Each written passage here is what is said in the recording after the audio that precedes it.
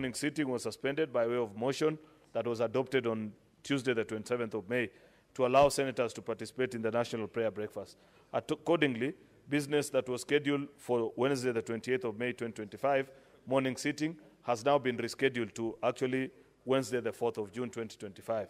The summary of questions are as follows. Question number 1 to the Ministry of Energy.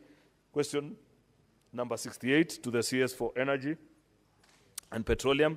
Question number 31 by Senator Professor Ojenda to the CS for Blue Economy. Question number 47 to the CS for Mining and Blue Economy. Question number 34 to the CS for National Treasury. 35, 48, and 79, all of them by various senators to the CS in charge of the National Treasury. The tentative business for the afternoon sitting on Wednesday, 4th June 2025, will include business that will not have been concluded in the order paper on Tuesday.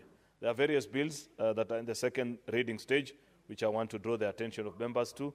The county government, state officers removal from office procedure, county government's amendment, labor migration, street naming and property addressing bill, Mr. Speaker, and so many bills that are in the third reading stage. Cooperatives, public fundraisings, heritage, and so many others, Mr. Speaker, that are in the third reading stage. The projected business for Thursday, 5th June, Mr. Speaker, will include business not concluded from Wednesday paper. There are various important motions as well, which is one, a report from the Liaison Committee on the activities and operation of select committees during the third session. We normally present this report, Mr. Speaker, as we draw near to the end of a session. Like I have already mentioned, Mr. Speaker, on the 12th of June, this House will rise for a short recess, Mr. Speaker, as per our calendar that we passed here. There's a report also from Devolution and Intergovernmental Relations into the inquiry on the state of governance in the county government of Garissa, arising from a statement sought by Senator Abdul Haji. There's a report from the Standing Committee on Devolution on its inquiry into the state of markets in Vihiga and Bungoma counties, arising from Senator Godfrey Osotsi and Senator David Wakoli's statements. Mr. Speaker, there are reports from the Standing Committee on National Cohesion, Equal Opportunities, Regional Integration into inquiry of diversity and inclusivity in the staff composition of state agencies. This is a very important statement, Mr. Speaker, and I hope members will be at hand to hear and peruse through this report. Why do I say this, Mr. Speaker? If you recall, after the June 25th protest, we passed a motion in this House, and part of the requirements that we mentioned in that particular motion was inclusivity in state agencies. And I have seen various state agencies appearing before our Committee on National Cohesion. I hope they will eventually present that report to just give a glimpse or a highlight of which are the dominant communities in these parastatals, and more importantly, Mr. Speaker, what measures are being put in place to ensure that there is inclusivity in job opportunities in public sector, Mr. Speaker. That's a very important assignment, which I hope this committee is undertaking with all the seriousness that they can. I look forward to that. There is also a report that will be presented here on the welfare of interns that are working under Public Service Commission. I think a statement that was sought by one of us. Therefore, Mr. Speaker, the next 2 weeks are extremely busy with very important business. So, Mr. Speaker, I know you have the powers to ensure that people stay within the precincts of Parliament, Mr. Speaker, by reducing what you know you need to reduce, Mr. Speaker. I need not mention. Otherwise, Mr. Speaker, I thank you and lay the statement on the table of the Senate. I thank you, Mr. Speaker.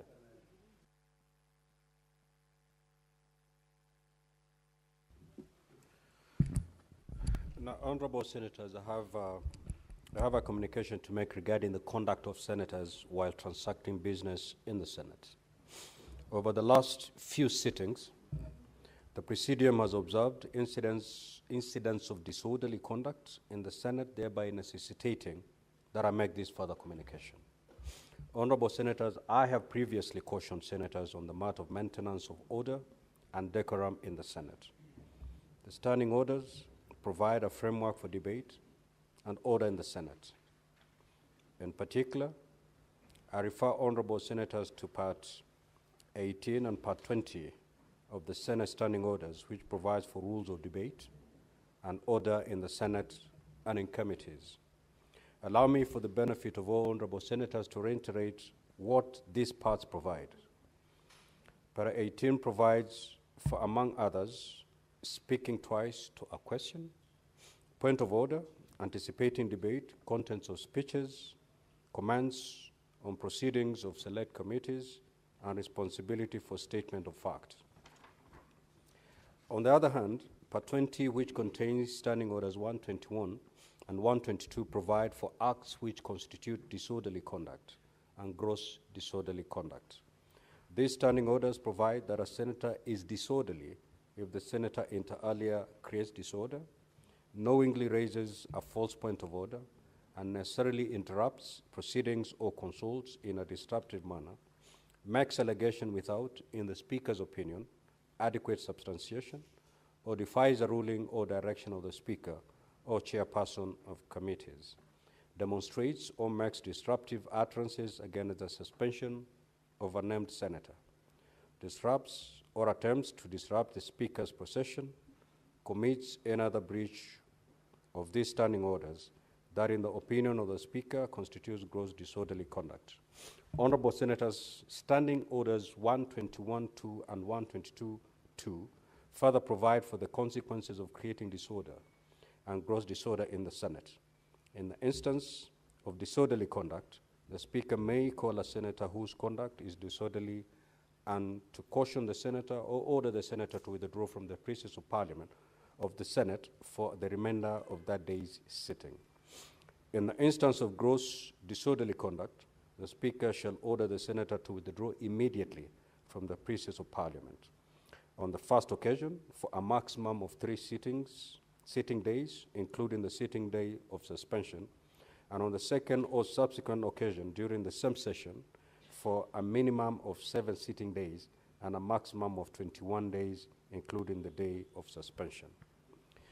Honorable Senators, the above provisions are in place to ensure that debates in plenary proceed in a respectful and constructive manner and allows all senators the opportunity to contribute meaningfully in the process, facilitating the Senate to fulfill its constitutional mandate in an orderly, systematic, and predictable manner.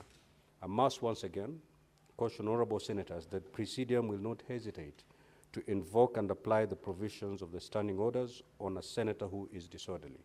I therefore urge all honorable senators to abide by the standing orders and uphold the dignity of the Senate.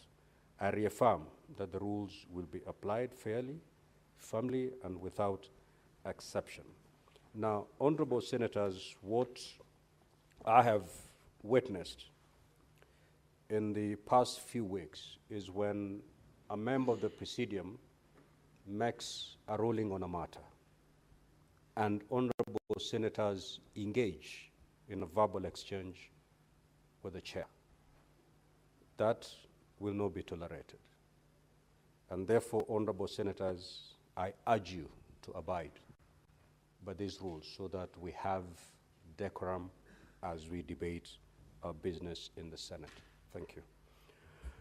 Next order.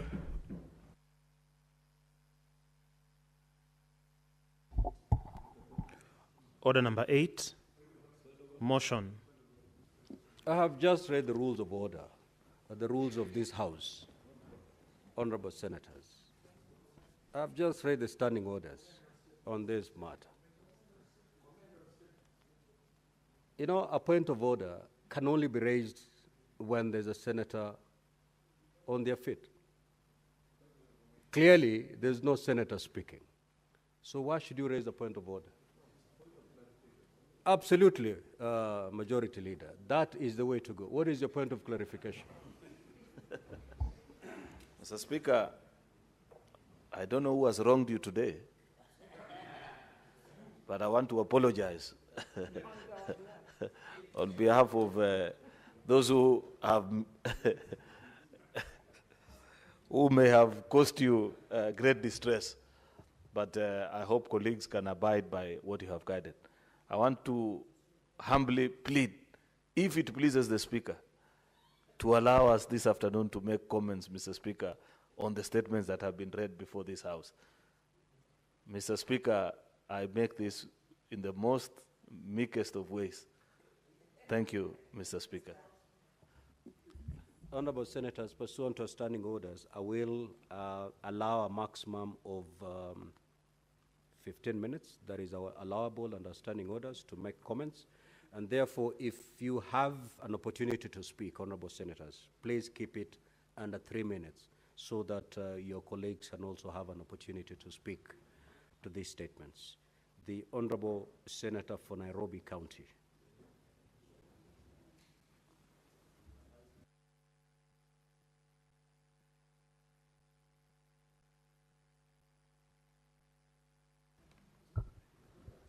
Speaker, I happen to know who the offending party that precipitated that communication is, but because I've been asked to be nicer, I will not mention them.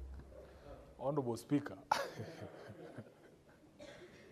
I rise to comment on the statement that has been brought by the Senator for Nandi on the murder of Catholic priest, Father Alois Cheruiyot Bet, in very, very tragic circumstances, Honorable Speaker. As a Catholic myself, we as a church have had very traumatic experiences over the past 20 or so years. Honorable Speaker, we will all remember, Honorable Speaker, the tragic deaths of Father Kaiser in 2000. We had Father John Muhia, who was shot dead near Kino in 2018. We have had Father Martin Masharian Njoroge. In 2003, Honorable Speaker, when I was a student at the Parklands Law Campus, this father actually presided over the St. Francis Xavier's Church, which we used to go to in Parklands as students. And then, of course, there was Luigi Lucati in 2005 in Isiolo. And just days before this priest was shot in Tot, Honorable Speaker, there was Father John Degwa Maina of Iguamiti Parish in Nyandarua, who was found with multiple gunshot wounds, Honorable Speaker. We as a House have experienced this tragedy just a few weeks again, Honorable Speaker. We buried one of us who was shot in similar circumstances. And therefore, for the Senator of Nandi to ask that the ministry now needs to give us an update of the security situation in this country, Honorable Speaker, is timely. The most distressing thing is that no people have been arrested, at least in the case of the murder of the former member of parliament for Kasipul.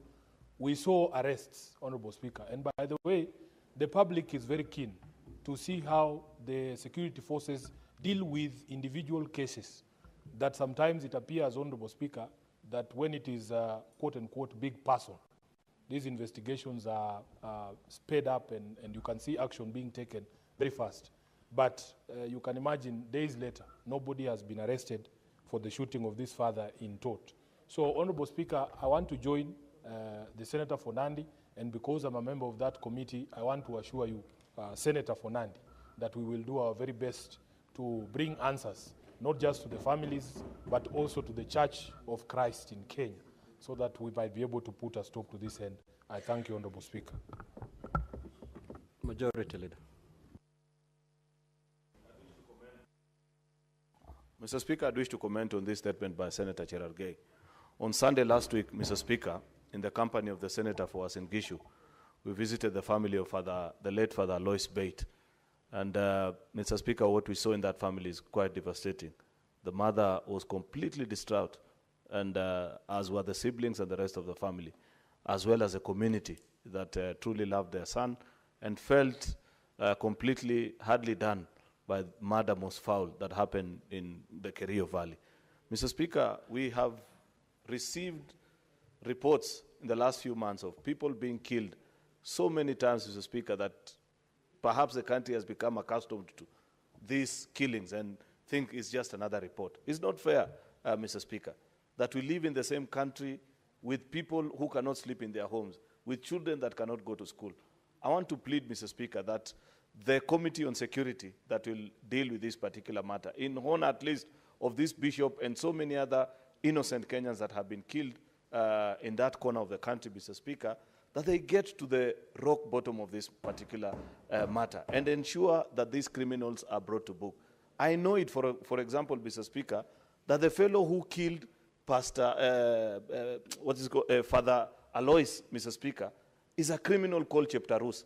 I have seen locals speak and say that we know it is so-and-so that did it. How difficult is it, Mr. Speaker, with all the artillery that is within, Mr. Speaker, our possession, Mr. Speaker, can we do something about it, Mr. Speaker? And if the police are not sufficient, what is the problem?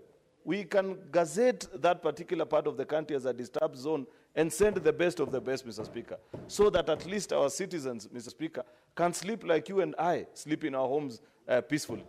Mr. Speaker, I want to plead that let this be the last of a Kenyan life that is lost in this particular way, Mr. Speaker. In the same way that they have done investigations so quickly, each time there are security scares around what Senator Sifuna calls big people, Mr. Speaker, we'd wish to see that particular kind of speed and tone, Mr. Speaker, and seriousness attached to the investigation relating to the father, to the death of this particular father. It's unfortunate, Mr. Speaker. I send my condolences to his family members and the people, Mr. Speaker, that enjoy mass and service under the leadership of Father Alois Bett. I thank you, Mr. Speaker. Senator Moruma. Yeah, thank you, Mr. Speaker, for this opportunity to comment on Senator for Wajia's statement on the implementation of ECDs in Wajir County. The problems that are being faced by Wajir County are not unique to Wajir County, but it's a problem that is replicated across the whole country. Right now, Mr. Speaker, we are doing an inquiry on the level of implementation of ECDs, VTCs, and libraries, which are actually devolved. The preliminary findings are that our ECDs, our VTCs, which are devolved, are really suffering. They are in a deplorable condition. Why? Because governors have elected to leave out the functions that are devolved in education and are embracing the functions that are not evolved in terms of scholarships and bursaries, Honorable Speaker. You've heard even the Senator for Kakamega saying that there are so many incomplete projects. Why? Because of in ECD. Why? Because there's a lot of money that is being allocated by governors in these very popular bursaries and scholarships. Mr. Speaker, I'm not saying that governors or county governments should not give bursaries and scholarships. Article 187 is very clear that we must do deed of agreements between the national government and the county governments for the national government to take over the functions from the county governments. But even as county governments are doing that or wanting to transfer the devolved functions, have they done enough in the ECDs? We have gone to counties and seen children learning PP1, PP2, PP1 facing one wall and PP2 facing the other wall. These are very, not an ideal situation of learning, Mr. Speaker.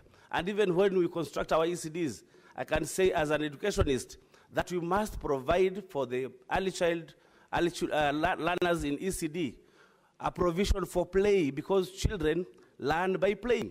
When you build a classroom and there's no play area, how are these children even learning? Mr. Speaker, our curriculum in East Africa is spiral curriculum, where you learn one thing at ECD, when you go up, you learn something different, build up on it. An example is a seesaw. You can see a seesaw as a very enjoyable game, but in terms of learning, that is really physics, because when you do a seesaw, when you go to secondary school, you learn about moments. When you go to the university, you learn about torque or turning effect of two coplanar forces which are in different directions. So, Mr. Speaker, we need really to insist that let county governments do what is devolved, let them leave what is not devolved to the national government. After all, Mr. Speaker, only 15% has gone to the county or is going to the counties. A whole 85% is remaining at the national level. Senator for Kakamega. Mr. Speaker, I rise to comment on the statement of killing of Catholic priests. Mr. Speaker, we are not serious. I remember when Father Anthony Kaiser was murdered, his mother country, the United States of America, actually sent here the FBI, the Federal Bureau of Investigations. We had been told by the local investigation agencies that a man who had died from a gunshot at the back of his head had committed his own suicide. Mr. Speaker, where it has reached, we must call for and form a commission of inquiry into the killings of Catholic priests. I say this because on quick notice, I have the following priests who have been murdered. Father Alois Bet, Father John Maina, this year. Father John Anthony Kaiser, 2000. Father John Njoroge Maina, 1918. Father Martin Masharia Njoroge, 2003. Bishop Luigi Locati, 2005. And in the case of Locati, Mr. Speaker, at least the investigation was done and a priest was arrested and was convicted. He's serving jail because he had killed this bishop. Mr. Speaker, Father Evans Odwar in 2017, Father Michael Siendo in 2019, and Father Eutychus Mudhuri in Meru in 2019. It cannot be by chance that whenever these priests have been murdered, a theory is normally thrown around in the media that they have committed suicide. We need an inquiry, Mr. Speaker. As a Catholic who was born and bred in a Catholic family, who enjoyed the first Holy Communion, who was confirmed in the Catholic Church, who married in the Catholic Church, Mr. Speaker, and whose children I baptized in the Catholic Church, Mr. Speaker, whose parents I buried in the Catholic Church, I demand there be an inquiry, Mr. Speaker. Senator Ledama.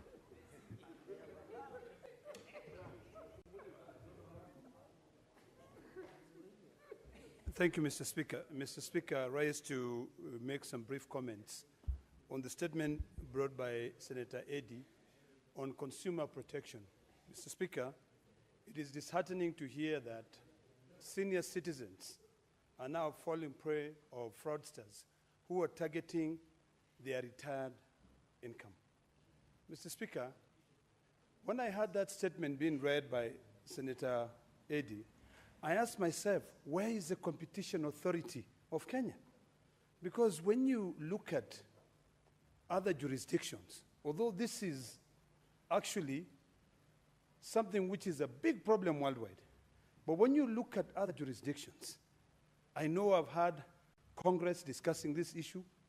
It has ended up actually inviting financial institutions and consumer protection bureaus to be able to understand what is it that they do to protect these senior citizens.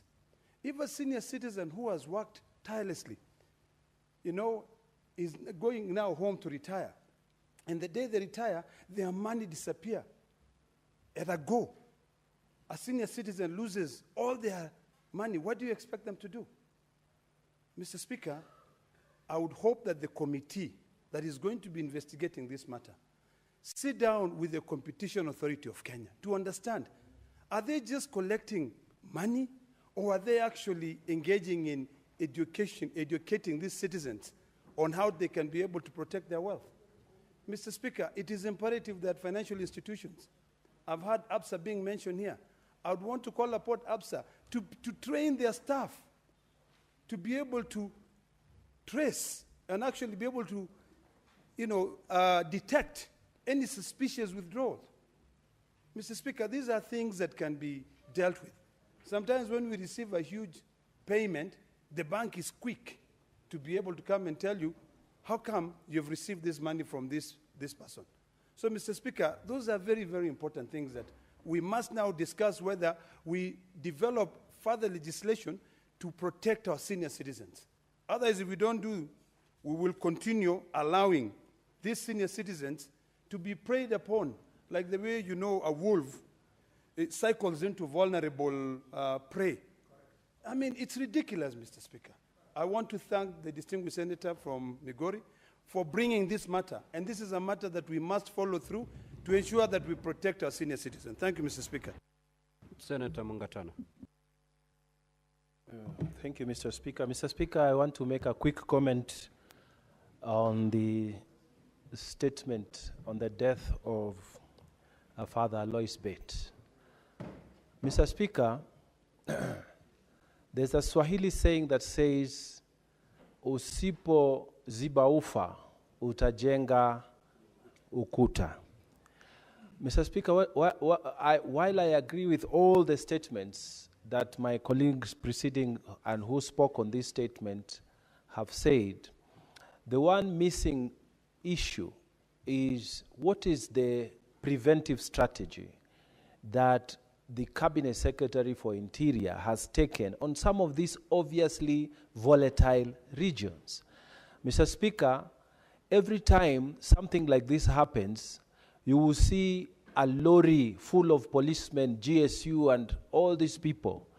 They land on the area, they bring the media with them, and they start moving around with guns cocked, and they say that usalama umethibitishwa katika hiyo area. Mr. Speaker, this is not the way to handle security matters. It cannot be hit and run.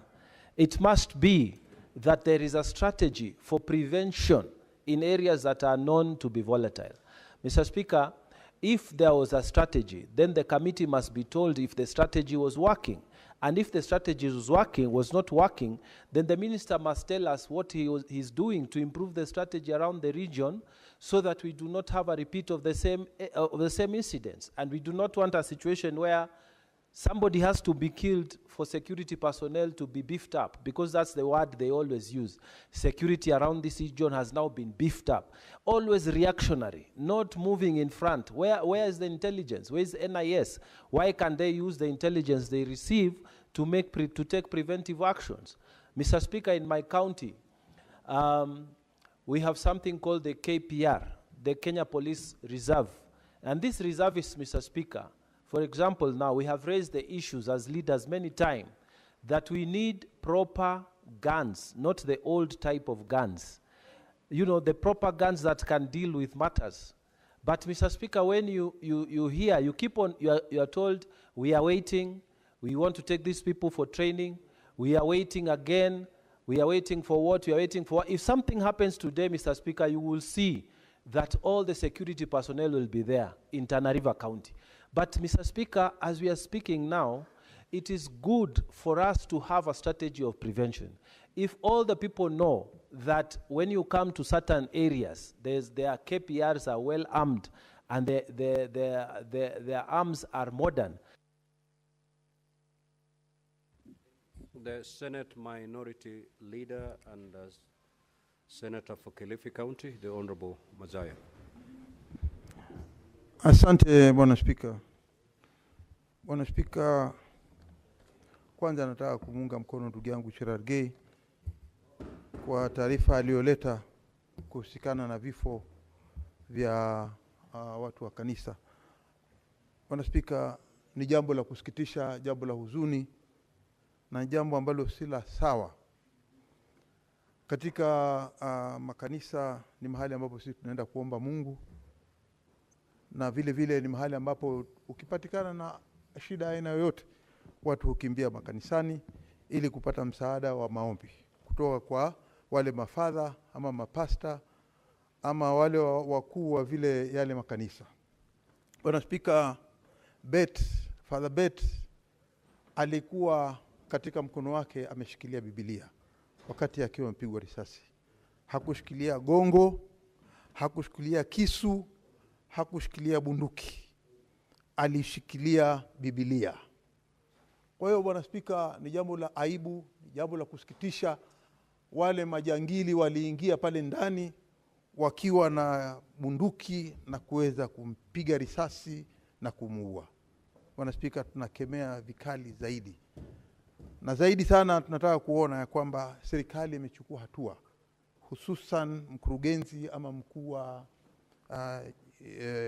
wa polisi Bwana Kanja amechukua hatua ya muafaka kuona ya kwamba hawa waliofanya kitendo kile wameweza kufikishwa katika kotini.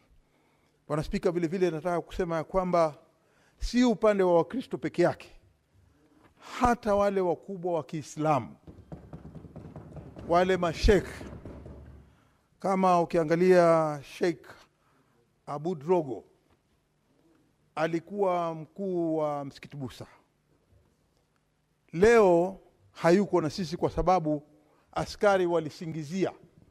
Hakuna ripoti yoyote ama taarifa yoyote iliweza kuletwa kwamba Sheikh Aboud Rugo makosa yake yalikuwa ni nini.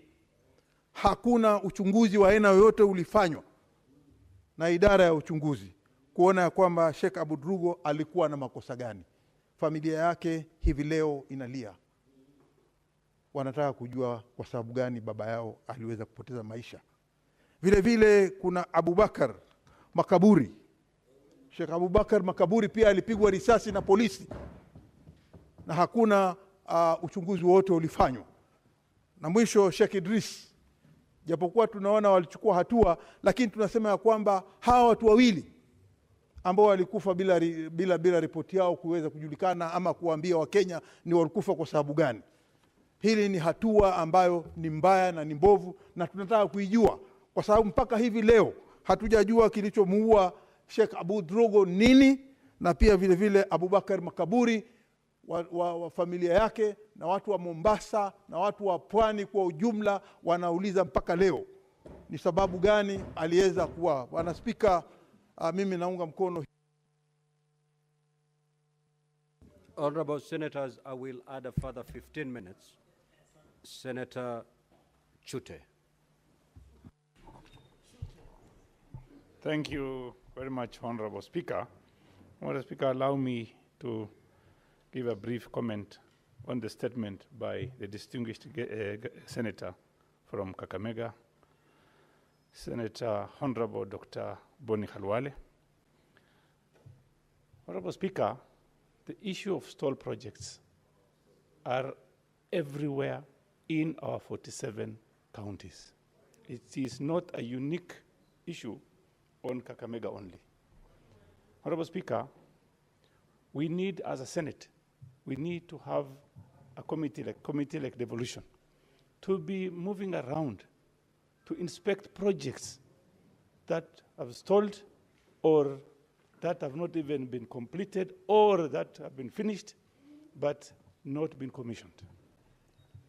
Honorable Speaker, I went to Somaliland last week, and surprisingly, I wish Senator Sifuna will hear this. When they did the election, Honorable Sifuna was there. It was a very peaceful election, and we went to a city, port city, called Berbera, Honorable Speaker. We met with the mayor. The mayor is Abdishakur, and he invited us. Honorable Speaker, his budget is 1.8 billion shillings, Kenya shillings.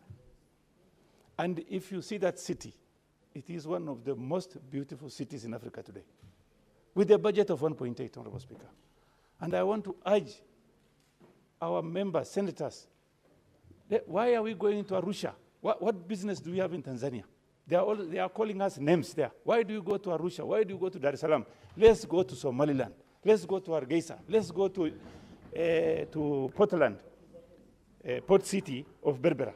Honorable Speaker, today, I was shocked to see a mayor running a project at 1.8 billion. The roads are good. The water system are working. The police officers are being paid by the mayor. Honorable Speaker, I want to ask our governors to go to Berbera and let them see what is happening there. These toll projects Honorable Khalwale is talking about is everywhere. And they need to go to Berbera and see what 1.8 billion is doing. It is a learning process. I want to urge fellow senators, please go to Somaliland and see what is happening there. Don't go to Dar es Salaam. There is no business, there is nothing you can learn from the people of Tanzania. You understand? What is your point of order? I thought just a few minutes ago, you've read for us a very elaborate ruling on conduct in the House, including by way of utterances, Mr. Speaker. And why it's even more troubling is because this is my chairman for cohesion and integration, who is now preaching disintegration, Mr. Speaker. Mr. Speaker, did you hear Senator Chute urge colleagues and the rest of the country that is following that not to go to Dar es Salaam, that there is nothing to learn in Tanzania? Tanzania, Mr. Speaker, despite all these things that are being said, is a beautiful country, Mr. Speaker. There is a lot that we learn from each other. They are our good neighbors, Mr. Speaker. And therefore, I want to request you, Mr. Speaker, that number one, Senator Chute be declared out of order, and the offensive comments to the people of Tanzania, Mr. Speaker, be actually struck out of the records of this House, Mr. Speaker. Now, Honorable Chute, your comments on the cities of Tanzania and Tanzania in general are uncalled for. May they be expunged from the record. Proceed to conclude. Let me ask my majority leader, please take a flight to Somaliland, and you will see the difference between Somaliland and Tanzania. That's what I was saying, nothing else. Thank you very much, Honorable Speaker. Senator Onyonka.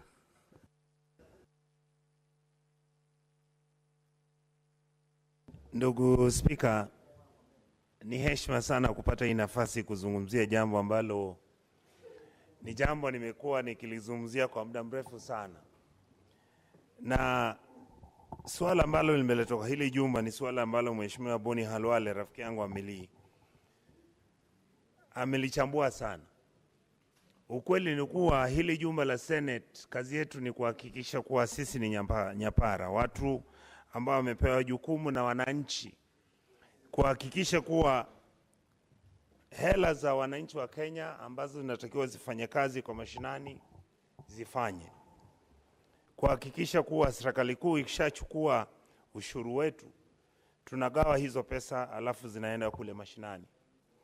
Lakini vile ndugu yangu Halwala imesema, ndugu Spika, ukitembea Kenya mzima kwa maeneo gatuzi 47 yote kuna miradi haijafanyika, fedha zinafujwa.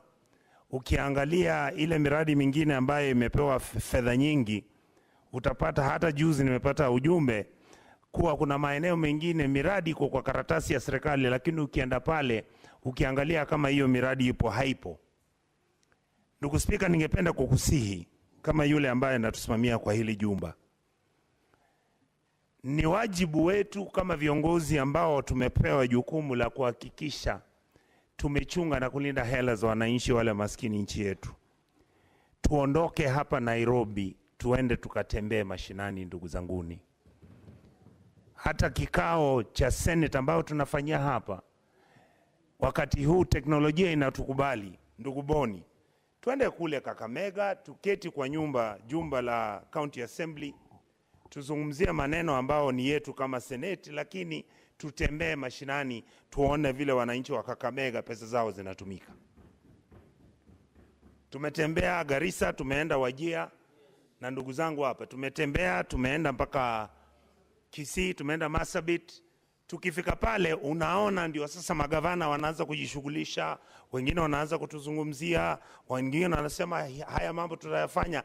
Ningependa kusii wale ambao mko hapa kwa hili jumba, hakikisha kuwa kama tunatembea na tumeenda haswa kwa jimbo fulani, tuseme kama hivi juzi tulikuwa kule Machakos, tuhakikishe isizidi zaidi ya mwezi mmoja, tuwe tunaenda kuona kule yale ambao tulikubaliana na gavana na maofisa wa kaunti yake yametendeka na yamefanyika.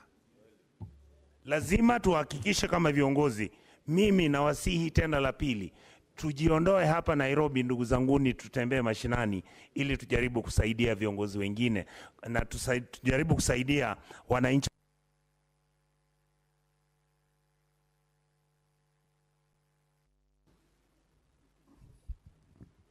Senator Andy Okech.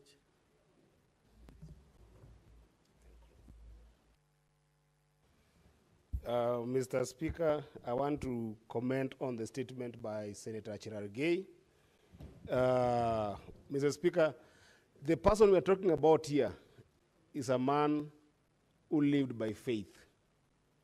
A man, Mr. Speaker, that if you had the opportunity to grow up in a Sunday school or in a madrasa, you would know that when our kids go to these places of worship, and a man of God steps in, it's like life has just arrived, Mr. Speaker.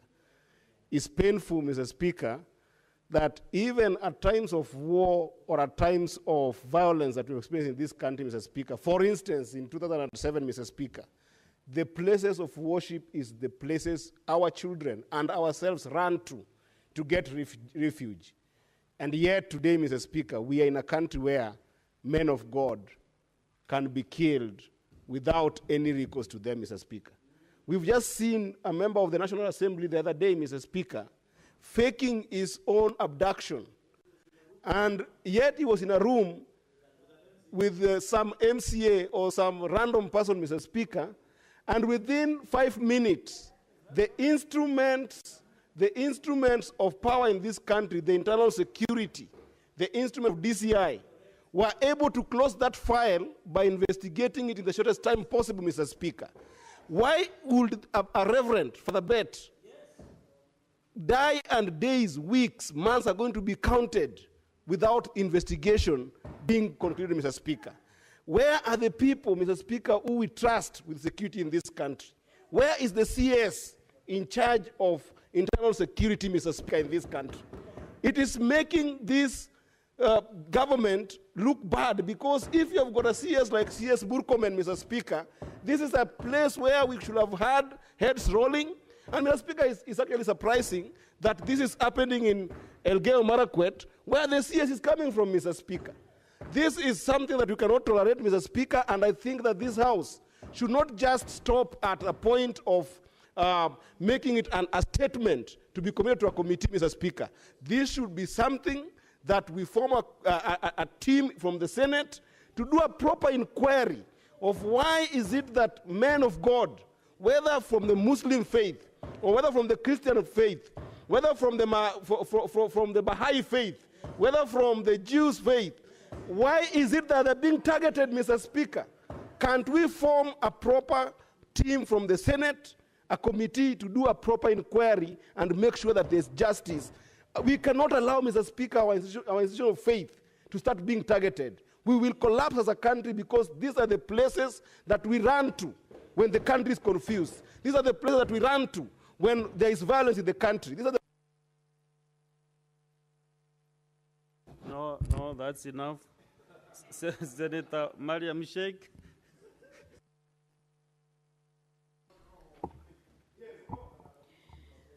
Thank you, Mr. Speaker, for giving me this opportunity. Mr. Speaker, I also wanted to comment on the statement raised by the Senator Abbas Wajir on ECDs, Mr. Speaker. Mr. Speaker, our ECD is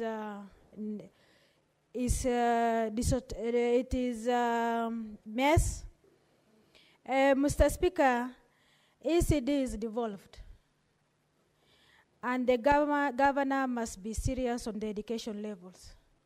Once the foundation level of the kids is missed, it will be also difficult for them to catch up in the upper and in university level. Mr. Speaker, our ECD is not even in Wajir. The problem is not in Wajir only. It is all over. In fact, there's no structure. Learners are learning under the trees in some counties. And also, Mr. Speaker, learners are normally encouraged to come to the ECD because of feeding programs.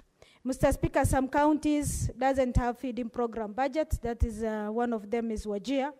These encourage that pastoralists normally, most of the kids are encouraged when there is the feeding program is there.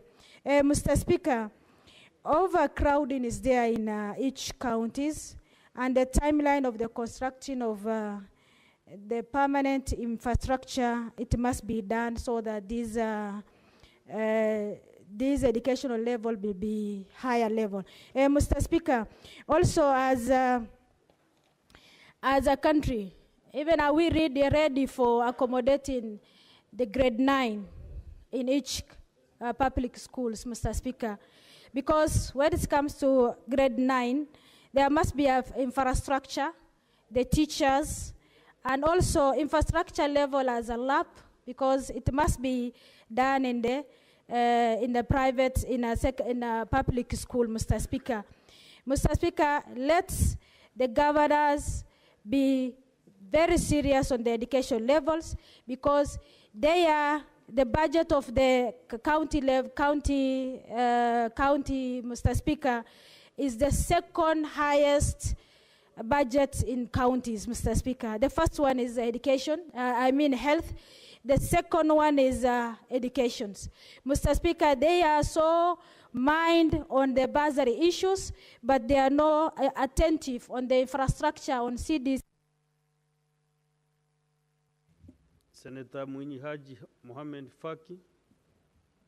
Asante Mheshimiwa Spika kwa kunipa fursa hii kuchangia taarifa ambayo imeletwa bungeni na Senator Khalwale kuhusiana na kucheleweshwa kwa kumalizika kwa miradi kadha wa kadha katika kaunti ya Bungoma. Mheshimiwa Spika, hili sasa limekuwa ni donora sugu katika kaunti nyingi, ambapo utapata magavana wanaoingia ofisini wanapuuza miradi ambayo ilianzwa na magavana waliotangulia. Kwa mfano Mheshimiwa Spika, kule kwetu Mombasa kuna miradi kadha wa kadha, mingine ya ECD ambayo hivi majuzi tuliizuru tukiwa na mwenyekiti wa kamati ya elimu ya bunge hili. Tulizuru ECD ya Kengeleni Mheshimiwa Spika, ambayo ilianzwa kutoka mwaka 2016. Tukazuru ECD ya Chaani, pia ilianzwa mwaka huo wa 2016, na nyingine nyingi Mheshimiwa Spika, ambazo zote zimekwama, na hivi sasa wananchi wanalalamika kwamba hakuna huduma zinazotolewa katika majengo hayo, wakati wale wanakandarasi pia wanaendelea kupata shida kuweza kulipwa pesa zao kwa sababu miradi haijafanyika. Mheshimiwa Spika, tuliona pia katika maeneo ya Likoni Shonda kuna hospitali ambayo ilianzishwa na ikakamilika kabisa, lakini mpaka sasa Mheshimiwa Spika haijafanya chochote, wakati wananchi wanapata shida maeneo ya Likoni kupata huduma za afya kwa sababu zahanati na hospitali zilizoko pale hazitoshi. Lakini tuna hospitali mpya ambayo haijakamilika Mheshimiwa Spika, ambayo ingeweza kutoa huduma muhimu kwa wananchi wa sehemu zile katika maeneo ya Likoni. Kwa hiyo Mheshimiwa Spika, ningesema kwamba hii kamati ya ugatuzi, yani devolution, isikomee Kakamega, ivae njuga na itembelee kaunti zote ili kuweza kuzuru miradi ambayo imekwama, ambayo fedha nyingi Mheshimiwa Spika zimeweza kuingizwa katika miradi ile, wakati hakuna chochote kimeweza kupatikana kwa muda wote huu. Asante sana Mheshimiwa Spika. Senator Chelege Samson.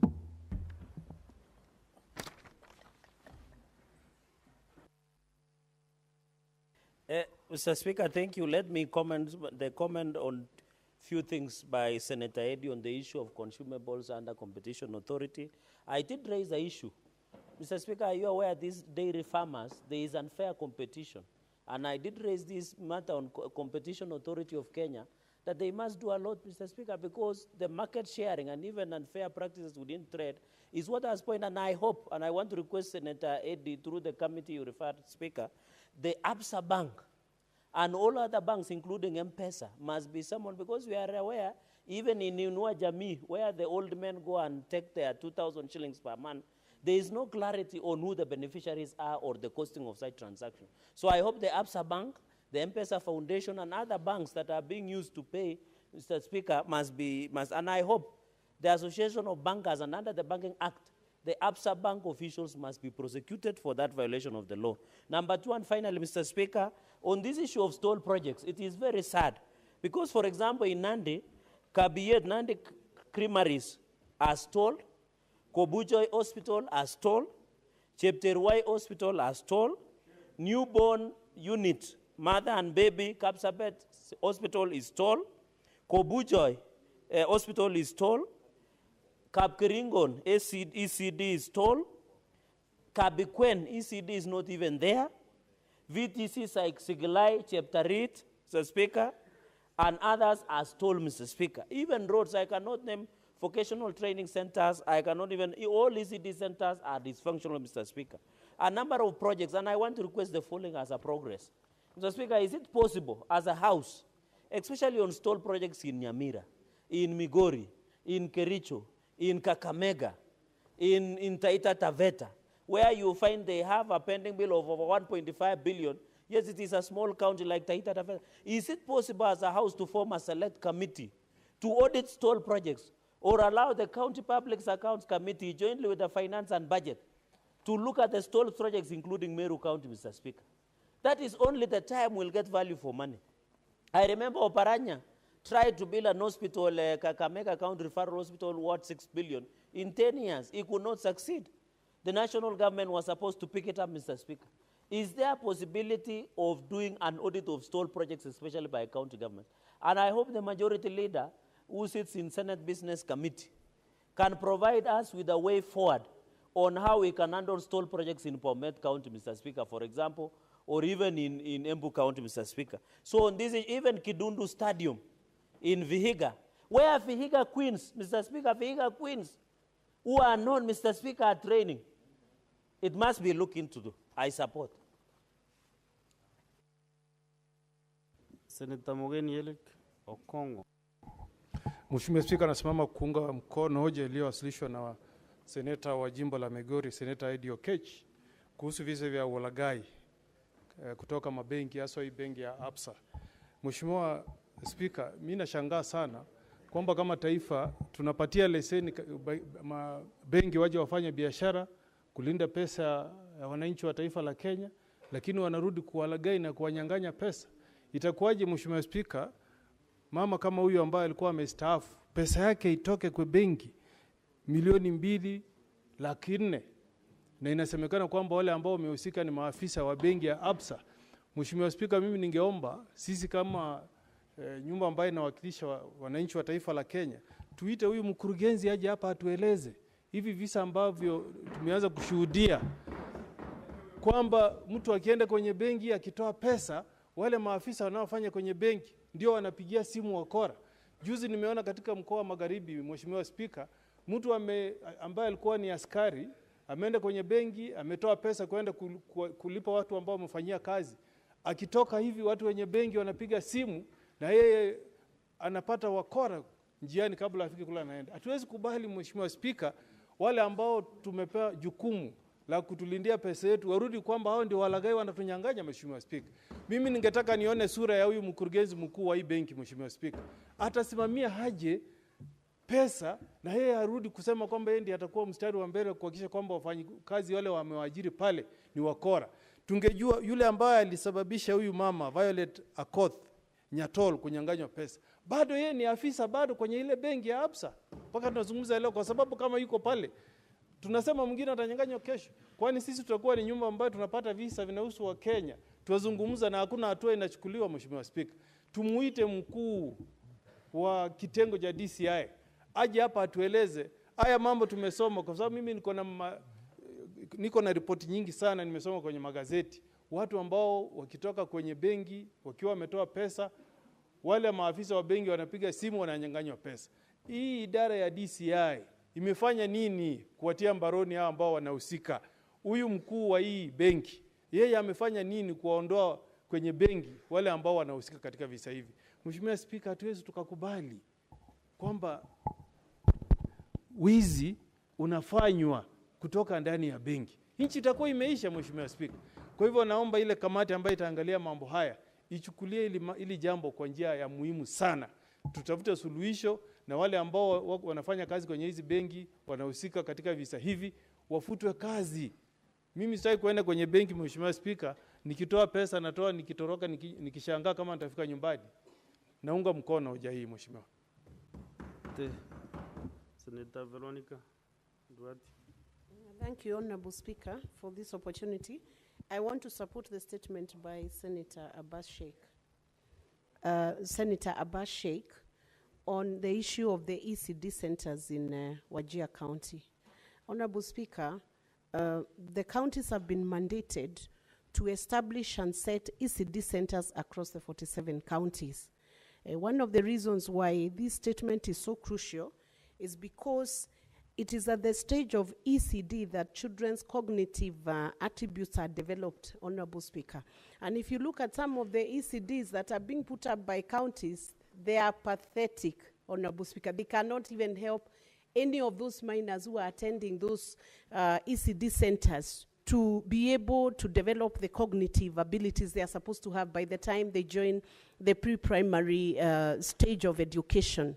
And while this right has been assured and resourced, such that the resources have been devolved to the counties, Honorable Speaker, they are doing a bad job. In fact, it is shocking that a county like Wajir, where children are very vulnerable, you will find that the governor or the county government has not even managed to roll out a basic feeding program. Even the porridge that counties are purporting to feed the children with, you'll find that in such a county they have not even made any arrangements for the feeding program, so that even when the child goes to school, he or she is not able to keep tabs with what they are being instructed on. So, Honorable Speaker, I support this statement, and I urge the committee, the education committee, to go even beyond what is provided for in this statement, to check what is the capacity of the instructors who are being sent to the ECD, who are being employed by the county governments. You will find, Honorable Speaker, that some of those instructors are not even qualified to instruct in an ECD because of the capacity. And the idea should be, this capacity should be built so they are well-resourced to deliver on the mandate that they are given to handle our children at a very, very tender stage, Honorable Speaker. So I would urge the committee to ensure that they check the terms also that are being given to the instructors and the caregivers and the whole support system, the staff, the staff establishment that is serving these CCDs in the counties. What is their capacity and what terms are they being given? Honorable Speaker, the other day I went to the Education Committee as a friend of the Education Committee. I was really shocked to hear what some of the counties are paying the ECD teachers. And we are expecting them to deliver, to give the rights that these children are supposed to be having. And it is shocking that the capacity is wanting on some of the teachers. And yet also the facilities that have been offered by some of the counties, you find they've put up a basic structure. It doesn't even have furniture. And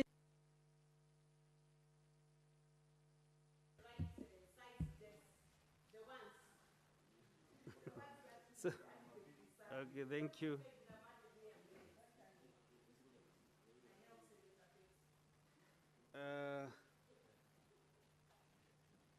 I declined the same request, so I'm really not able to do that, Senator Veronica.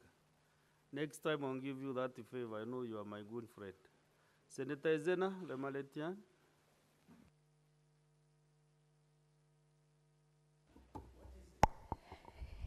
It's security. Thank you, Mr. Speaker. And I rise to support, to make my contributions on the statement on the killing of the Catholic bishop in Elgeyo Marakwet. Mr. Speaker,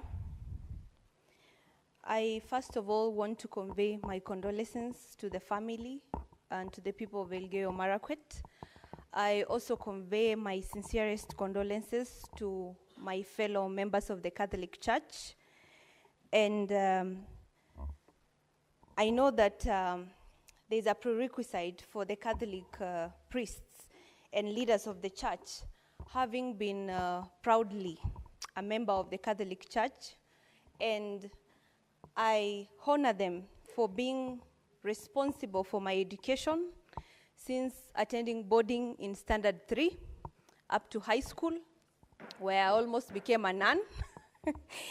I deeply honor them in my heart and in high regard. Mr. Speaker, for one, I want to applaud the Ministry of Interior for trying their best to silence the gun in the valleys in the north. I know I have been a loud voice in this house as far as security is concerned in the northern parts of the country. And for once, our people are trying to sleep in peace. But all is not done yet. There is a lot of work that still needs to be done. And it must have taken them a lot to be able to silence the guns in the side of Samburu. I have no doubt that it's the same criminals that have moved southwards. And so, I am not asking the Ministry of Interior to remove the security apparatus and personnel in Samburu County, but to continue strengthening and thoroughly dealing with these criminals across every county in the northern parts of Kenya and the northern part of Rift Valley. I know that the security in that region is a very tough business, but tough business is meant for tough people. And we are not exactly talking about security here. The fact that the Catholic Church was a target, it means that there is a team of people there who do not want to liberate their minds from the darkness. They said education is the movement from darkness, as alleged by one Alan Bloom, and I want to agree. And we know that the Catholic Church has been one of the largest non-government provider of education and healthcare globally. And many humanitarian organizations are also under the Catholic Church. We know that the Catholic Church has had a reputation for giving rise to individuals and communities.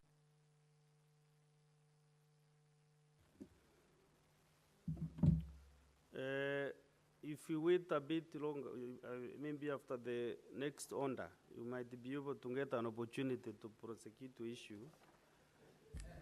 But the time was so limited to 3 minutes.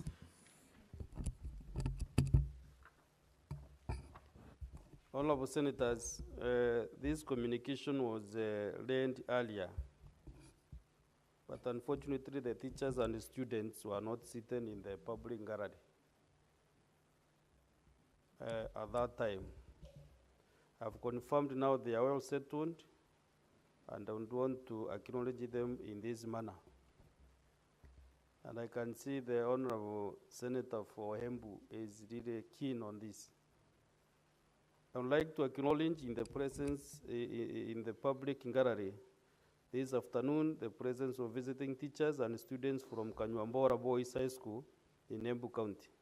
The delegation comprises 4 teachers and 96 students who are in the Senate for a one-day academic exposition. Honorable Senators, in a usual tradition of receiving and welcoming visitors to Parliament, I extend a warm welcome to them, and on behalf of the Senate and on my own behalf, wish them a fruitful visit. Thank you. Senator Mudigi, 1 minute is enough. Asante Bwana Spika kwa kunipa ruhusa niweza kuchangia na kukaribisha watoto wa Kanywambora Secondary School.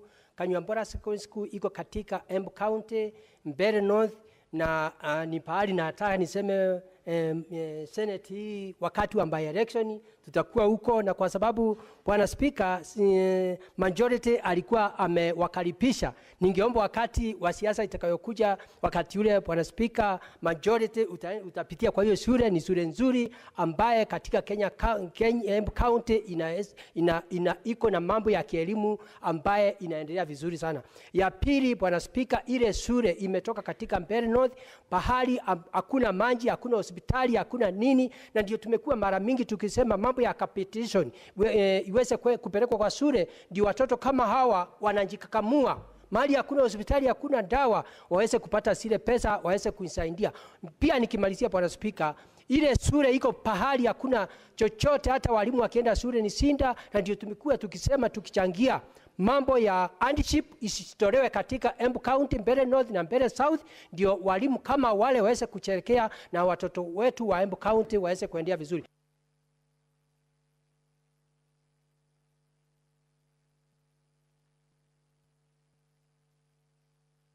Bwana Spika, nasema ni asante. Mkirudi nyumbani, ningemuomba kama amutajielimisha na mambo mbaya, mambo ya pombe, mambo ya dawa ya kulevya, ni nyinyi mtakuwa maseneta, ninyi mtakuwa magavana, ninyi mtakuwa kama spika kama ule tuko naye katika siku ya leo. Asante Bwana Spika, nimewakaribisha.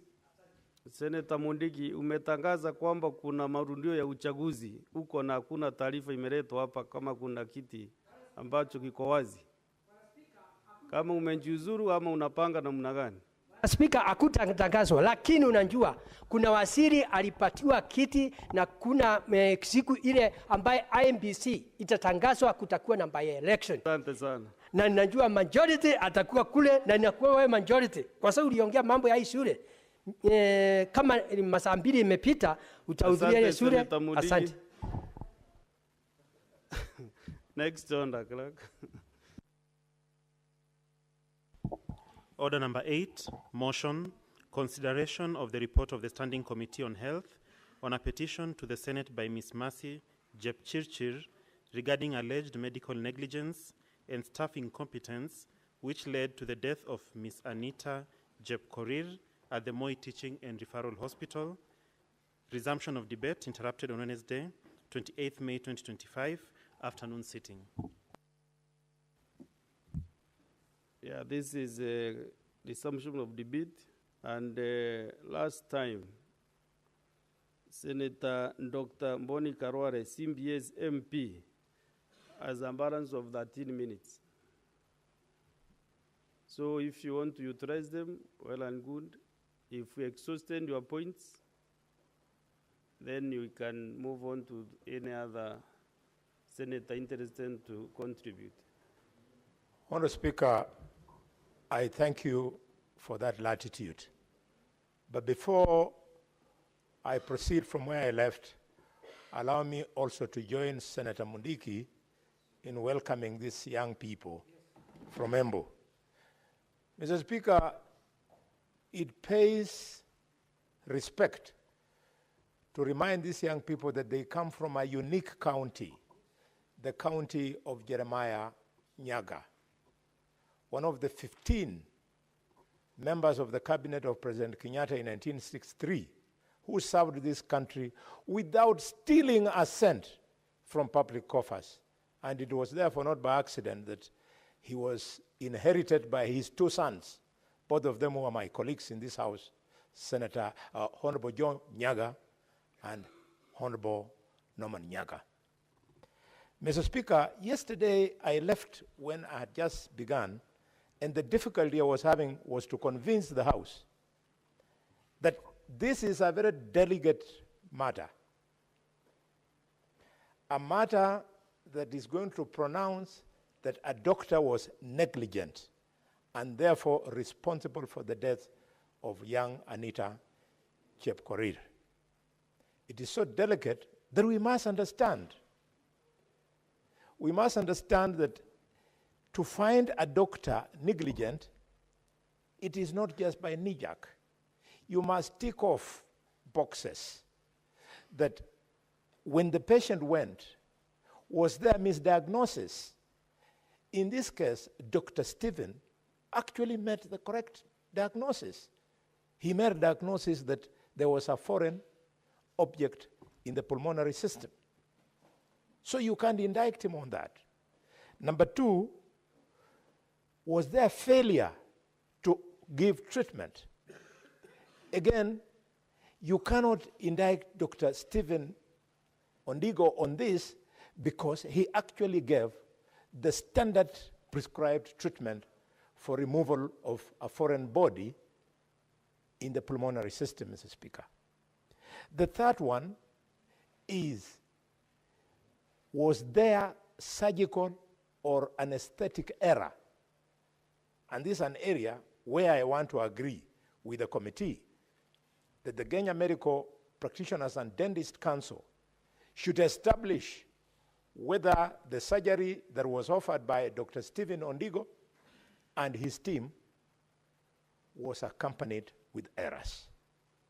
Mr. Speaker, there is the question you have to answer when you are establishing negligence is whether the surgery that was done was necessary or unnecessary. On this one, again, you cannot indict Dr. Stephen Ondigo because the bronchoscopy that he did, followed by the subsequent thoracotomy that was carried out on poor little Anita, is the prescribed procedure that doctors use in the best international practices to retrieve a foreign object in the pulmonary system. Mr. Speaker, the 5th question we must respond to before we indict doctor is were there any medication errors? Was a prescription made that should not have been made that could have caused the death of this child?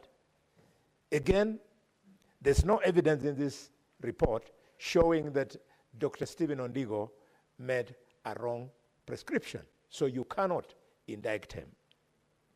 Mr. Speaker, then finally, Mr. Speaker, on the issue. Yes, just a minute, Senator Mgatana, what is your point of order? Yes, Mr. Speaker, on a point of order, is and the Honorable Kalwale will come from very far, so it must be something. I need to be educated on this. Is it in order for you to say that Dr. Ondigo or Stephen Ondigo actually was okay and he was not professionally, and as you explained, and I'm not in that profession, so I need an explanation. Is it really correct to tell the House that he was competently performing these duties when in page 14 of the report, paragraph 19, if you look at it, Mheshimiwa, you see it say, consequently, the KMPDC directed MTHR and the medical doctor mentioned to with immediate effect to mediate with the estate of the late Miss Anita Jepkorir jointly with a view to making restitution and inform the council within 90 days. Further, the MTRH and Dr. Stephen Ondigo were fined 350,000 and 200,000 respectively. I mean, if they were fined by their own professional bodies and also told to mediate so that they can pay the estate of the child who passed away, I'm struggling to follow, and I'm listening very carefully, but I'm struggling to follow your submissions vis-a-vis the finding that is contained in the Committee of Health. So, Senator Mgatana, So what is it in order for the minister, for the Honorable, actually he has served as a minister also, for the Honorable Senator Kalwale to assert that the doctor performed his professional duties in an appropriate way, while the report has stated clearly the findings that are to the contrary? I submit, Mr. Speaker. maybe he is disagreeing with the report of the committee, which is also allowable in our standing orders. So, Senator Boni, Senator Mgatana wanted to be educated how you are now exonerating Dr. Stephen from that negligence, which led to the death of Jepkorir. Thank you, Mr. Speaker. Mr. Speaker, my colleague with whom we joined this parliament the same day is running ahead of me. I'm building a case of giving Senate the stature of being a house of justice. I am showing where Dr. Stephen Ondigo got it right, and he missed to hear me when in my bullet number 3, I said the committee questioned whether there was surgical or anesthetic error. And if he had heard me, I said that I congratulate the Kenya Medical Practitioners and Dentist Council for giving the answer that suggests that Dr. Stephen Ondigo should be indicted on this score.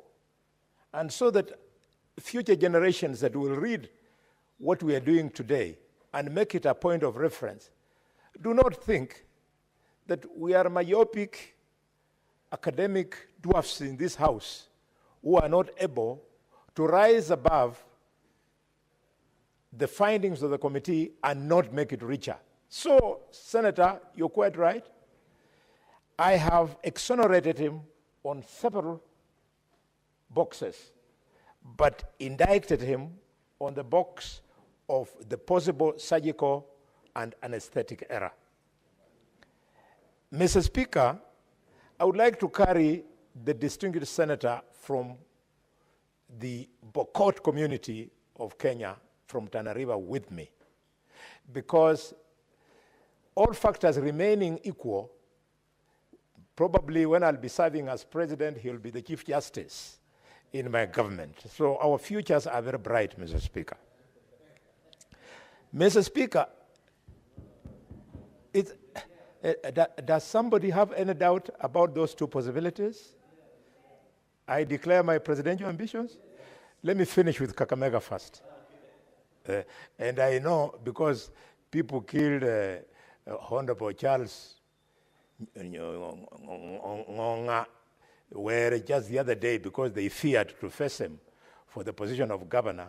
You don't know what these cowards walking on the streets can do to a promising son of the Republic of Kenya in the name of Dr. Boni Khalwale, MB, CHB, CBS. Doctor, can I continue? I wanted to intimidate the leader of the majority because he was looking at me with the injonjo-like eyes. Mr. Speaker, thank you very much. Having said this, Mr. Speaker, I want to join the committee and Parliament in general in extending my heartfelt condolences to the family of Anita. No patient should ever die in the hands of a doctor, in the hands of a medical practitioner. Mr. Speaker, it's unfortunate that little Anita lost her life. And I would be the last person to side with any medical practitioner who is incompetent. And I'll tell you, I've suffered this pain. My wife was giving birth to her first set of twins. And, Mr. Speaker, we got the first twin right. But the second twin, the medical team incompetently handled it. We have never taken it up to date. So I know what this family is going through, and I want to thank the committee for recommending that the family be compensated. Not that the compensation will return Anita to the family, but because it gives the impression to the family that somebody cares. Somebody would have loved that the child lives on and on, Mr. Speaker. Mr. Speaker, having said that, allow me to lean now on the professional side of this hospital. The recommendations made in respect of this hospital, Mr. Speaker, some of them are superfluous. Who told you that Moi Teaching and Referral Hospital, one of the most respected hospitals in Africa, does not have the protocols that you are recommending here? This is superfluous. You want to give the impression that Moi Teaching and Referral Hospital is a place where you find quacks, is a place where the administrators are not competent. That is not true. I want to defend Moi Teaching and Referral Hospital. There are a lot of my former classmates, both at Kakamega High School, at the University of Nairobi and the medical school, who are professors at this institution, including Professor Stanley Ominde Khainga,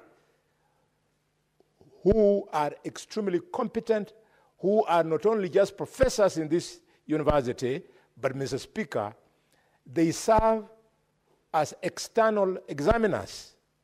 Because I can see Mungatana in the house, I can see Mwalimu Maruma is in the house, I can see Omogeni is in the house, I can see Senator Aaron Girod, leader of majority, is in the house, both men of academic letters. They understand what it means for a professor to be made a visiting examiner. They go and supervise exams in Glasgow, in John Hopkins School of Medicine in the US, in Lagos, in Makerere, in Dar es Salaam, because of the high standard. So this superfluous recommendation should be actually expunged so that we uphold the status of Moi Teaching and Referral Hospital. Mr. Speaker, as I appeal to the family to struggle with the grieving that they are going on and bear with the medical profession. The first thing that we do before we are released as doctors is we take the Hippocratic Oath. Mr. Speaker, the Hippocratic Oath makes sure that thou shalt not knowingly cause the death of a patient. And therefore, any patient dying is not usually because of malice on the part of the doctor or incompetence, because as they say in medical schools, doctors treat, but the Lord Almighty cures the patient. Mr. Speaker, I tell you, I have seen things in my 30 years plus of practice of medicine. Mr. Speaker, the light is up. With those many remarks, I support with proposals that we amend the report. Next is Senator Mariam Sheikh Omar. Thank you, Mr. Speaker, for giving me this opportunity.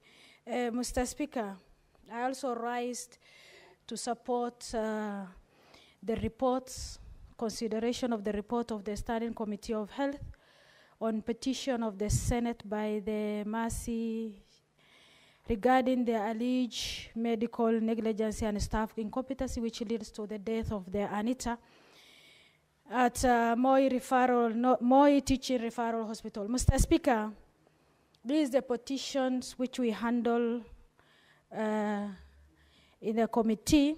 I'm a vice chair.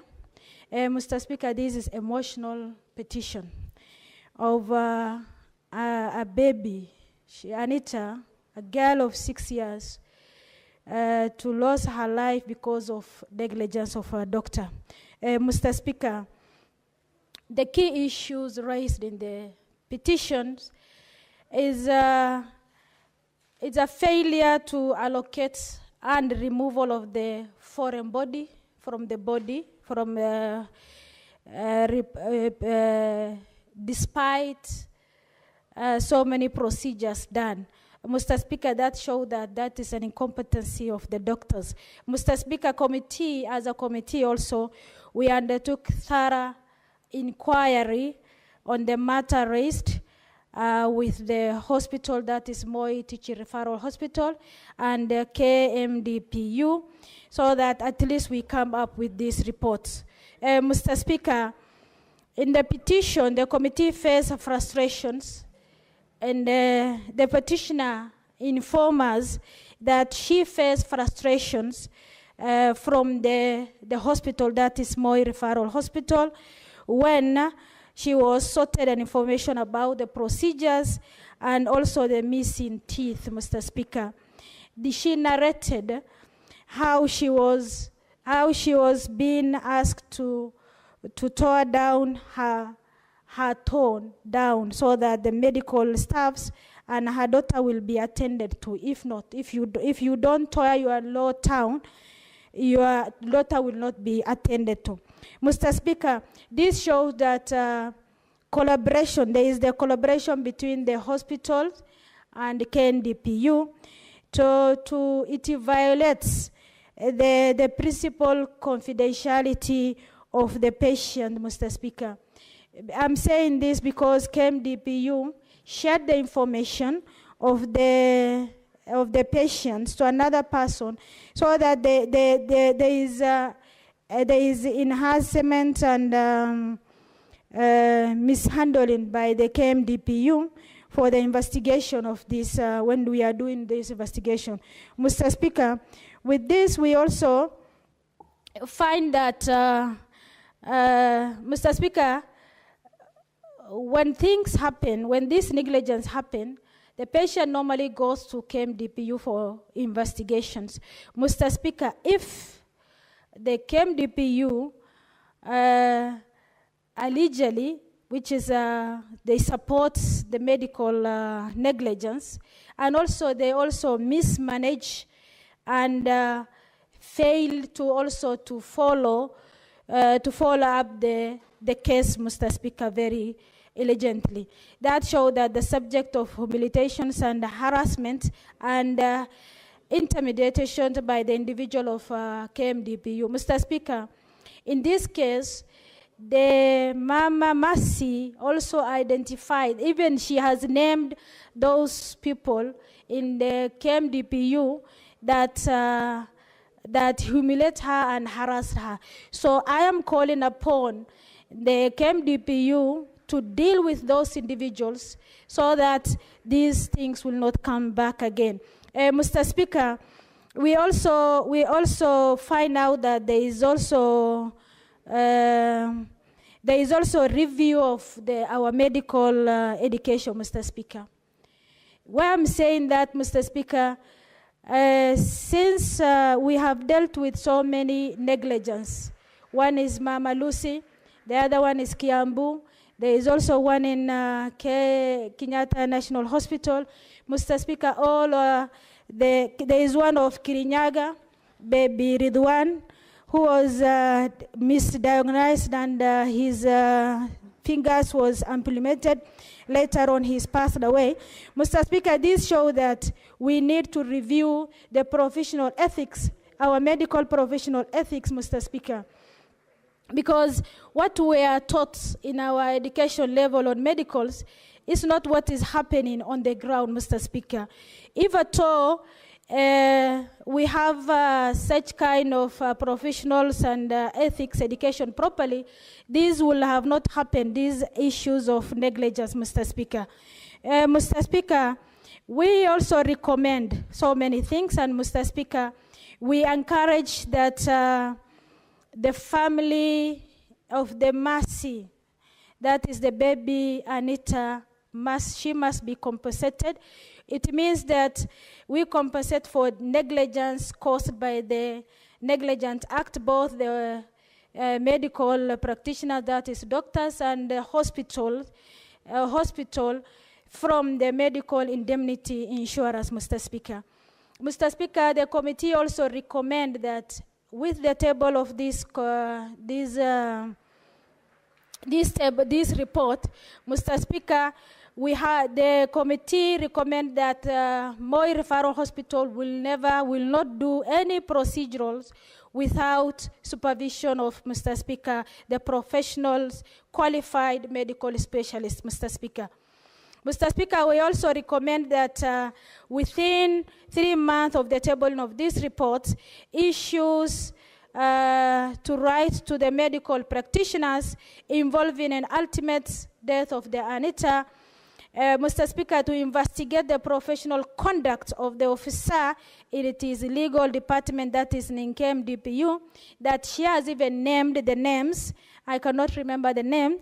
She has named the name so that they will now, professional misconduct will be, the investigation must be done on the mishandling of mismanagement and delay investigation, Mr. Speaker. Mr. Speaker, we also recommend that,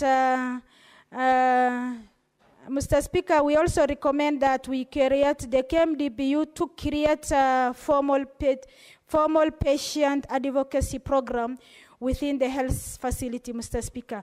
In fact, if they recommend this and if they implement this, Mr. Speaker, these issues of negligence cannot be coming up every now and then, Mr. Speaker. This will also assist the family to navigate the complaints and grievances related to the medical care, Mr. Speaker. Mr. Speaker, I can remember yesterday in the prayer breakfast, Mr. Speaker, that we need to confess. If we confess, Mr. Speaker, what we have done, that is the doctors and KMDPU and the hospital must confess so that we did sins so that they can repent. And if you cannot confess and accept your negligence, Mr. Speaker, you cannot be forgiven, Mr. Speaker. Mr. Speaker, in the case of Mr. Speaker, we have so many questions on the side of these reports to remove, when it comes to the removal of these foreign bodies from the ANITA. Mr. Speaker, the eyebrow question is, what is our incompetency of our doctors, which are currently? What is also the reliability, the value, as also I've raised, the value of our education system, Mr. Speaker, when it comes to the ethical of handling the patient, Mr. Speaker. Mr. Speaker, we need also for the implementation, Mr. Speaker, we realized that we dealt with almost 5 of the negligence and we tabled the reports on the implementation, Mr. Speaker. When it comes to follow-up, it will be made very difficult by the committee. Mr. Speaker, I urge the House to have an implementing committee to follow up. Mr. Speaker, I am saying that when we table the reports, because of the workload of the committees handling statements and many other things. And again, also we have committed ourselves that we do networking to do county visits. Mr. Speaker, going back to the recommendation and follow up and to see if the implementation has been done, it will be delayance to the Mr. Speaker, to the practitioner, to the petitioners. Mr. Speaker, I urge that there must be also an implementing committees to follow up the recommendation, Mr. Speaker. There are so many reports which has been tabled to this Honorable House, which is supposed to be implemented, Mr. Speaker. And all committees are committed and overloaded with the work. So we urge that that is my humble request, to have a committee of implementation. Mr. Speaker, with that all remarks, I support the report. Thank you, Mr. Speaker. Okay, Senator Okongo Mogeni.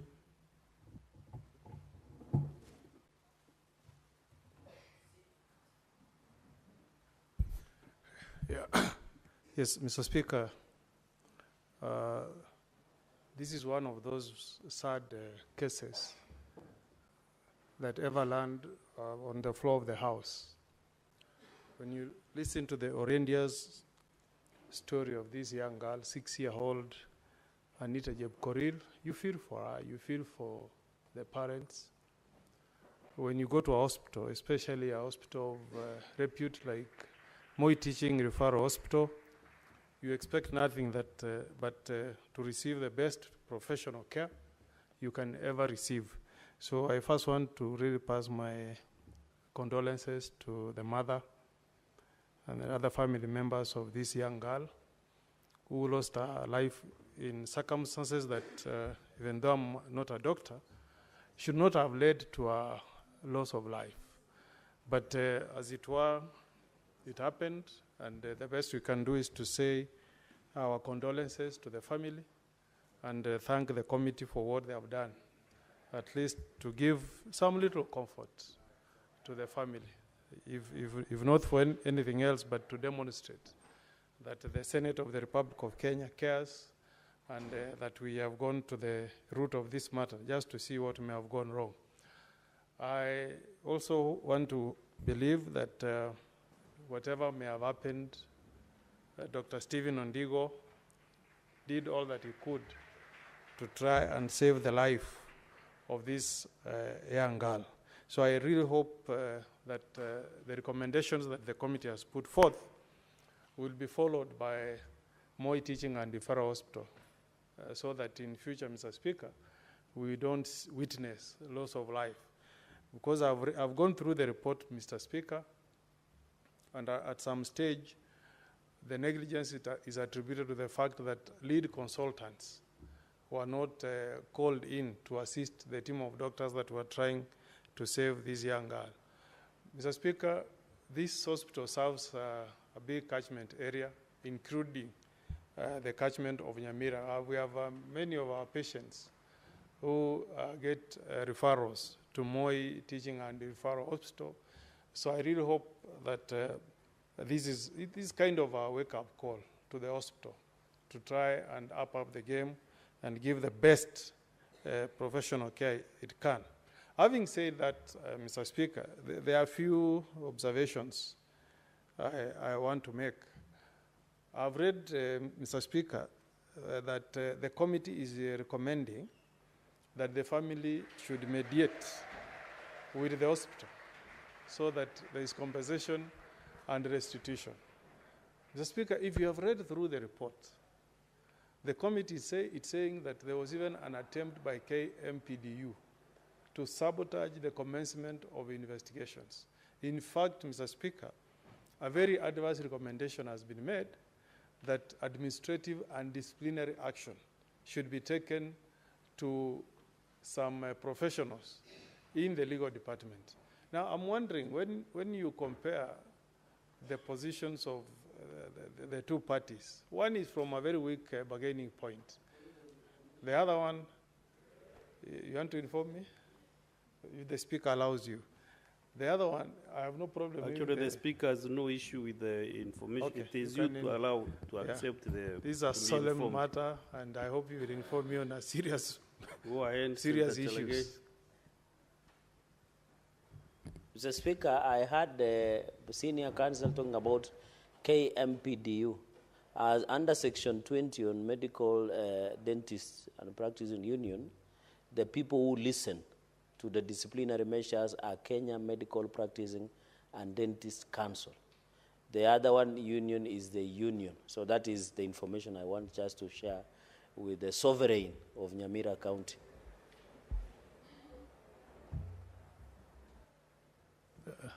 Thank you for that information. Though you have quoted me out of context. The problem I have is, if I got the recommendations of the committee rightly, they are recommending that the family should engage in mediation with the Moi Teaching and Referral Hospital. And the chairman is in the room. If I have read the report wrongly, you can correct me. So I don't know, Mr. Speaker, why didn't we come out clearly and say that the hospital is to blame, we hold it liable, and we make a recommendation that they should proceed to compensate the family, failure of which the family should move to court, because I know we have a limitation of how far we can go. But to say that this poor mother should go back to Moi Teaching and Referral, and then you tell them to mediate, I think we are putting somebody on a very weak standing to negotiate with a heavyweight. So I would have loved a situation where the committee would have come out much more strongly as in making recommendations on restitution and compensation to the Moi Teaching Referral Hospital, and also give leeway to this poor lady to proceed and seek compensation from a court of law, just in the event that the hospital does not pay. Also, I hope, Mr. Speaker, that this gives us an opportunity, Senator Chelagay is in the room, so that we can amend the Medical Practitioners and Dentists Act. You know, I've read, Mr. Speaker, the recommendations are very punitive against the doctor and against the hospital. But there is no compensation that that body can give direct to the victim. Mr. Speaker, as a lawyer, you know that under the disciplinary processes of the Law Society of Kenya, when you lodge a complaint, the committee can pass a judgment against you. It can order restitution as a body. So I hope the committee should have gone further and propose amendments to this act, so that when you find an hospital negligent, you also move and order for compensation or restitution. Because what's going to happen, Mr. Speaker, is that this poor lady will be forced to again look for services of a lawyer and go to court. You know how long cases can drag in court before she is compensated. It should be a one-stop shop. You find the doctor, find the institution, and then order restitution for the victim. Two, Mr. Speaker, I have read the report, and it seems that all that all that KMPDU can order is just to fine you. You know, Mr. Speaker, for us lawyers, if I'm taken to the Disciplinary Committee of Law Society of Kenya, it could mean me losing my license. Or it could mean that I'm struck off the roll and I'll never practice in any court of law for the entire of my life. I mean, so feared is that process, Mr. Speaker, that when you get a summon from the Disciplinary Committee of Law Society of Kenya, you take it seriously. But it seems with the doctor, and I have nothing with the doctors, they take care of us every day. But if at all, there are a few of them who are rotten within the profession, I would propose that the committee looks on the provisions in the Act and maybe make a proposal to amend the law to make it more punitive to those who may be culprits. Thirdly, Mr. Speaker, times taken for investigations, Mr. Speaker. The committee has taken issue with the duration that it took to take up this matter, commence investigations. In fact, some officers within the legal department, I hope they were not lawyers, tried to block the investigations. Maybe this is a wake-up call that we need to provide timelines. If somebody files a complaint with this body, they should look into the matter and close it as quickly as possible. You know, somebody has died. You don't want to keep the matter pending there for eternity, so that the matter is resolved quickly, and then there is closure.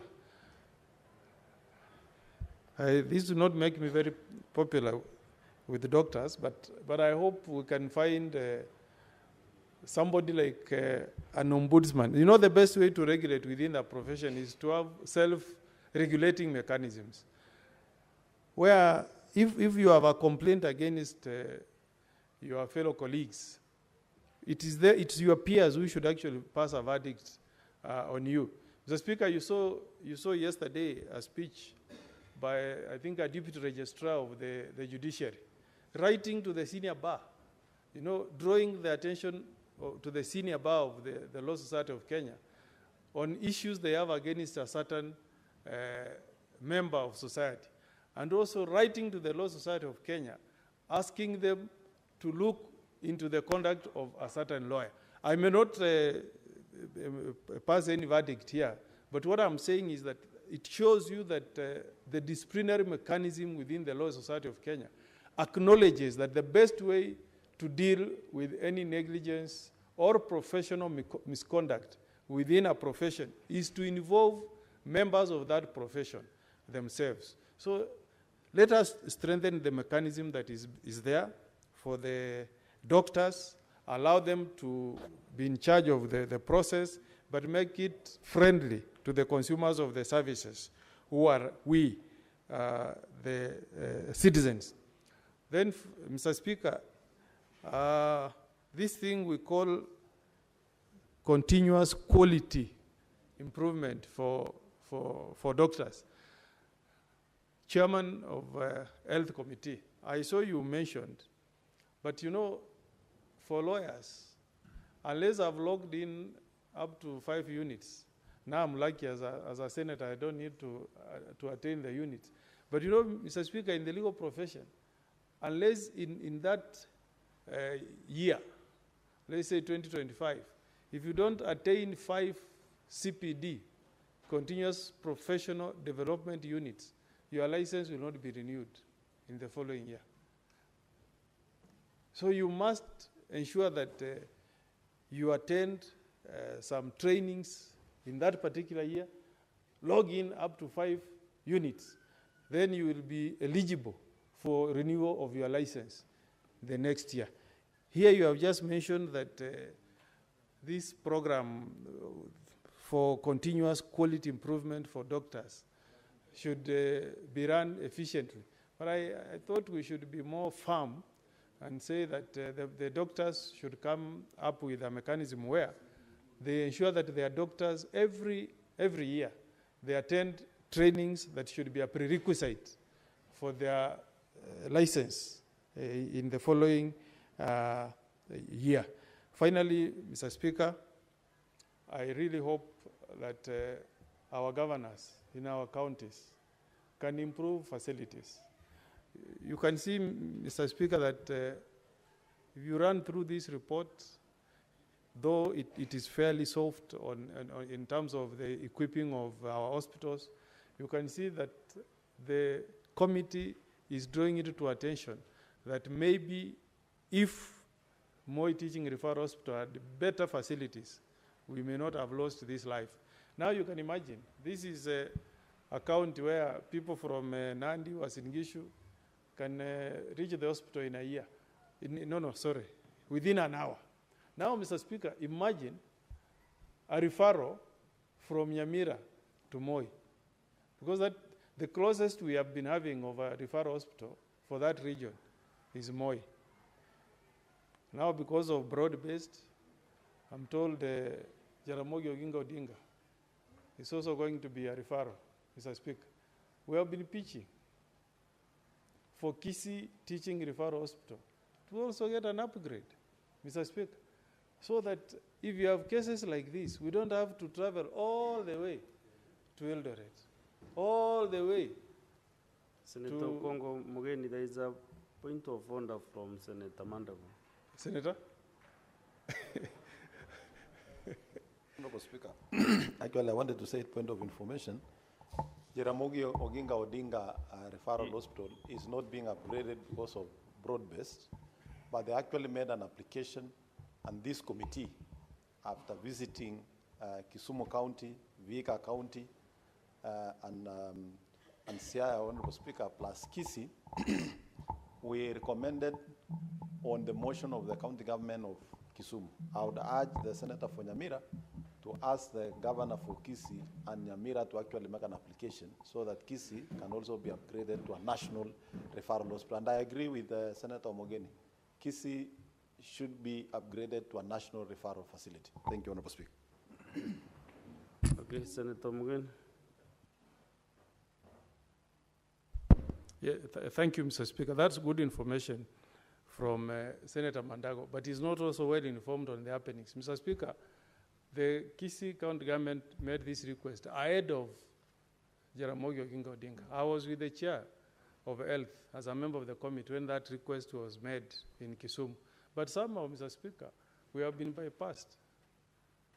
I just saw the other day that Jaramogi Oginga Odinga has been given those status, and Kisii region has been left behind.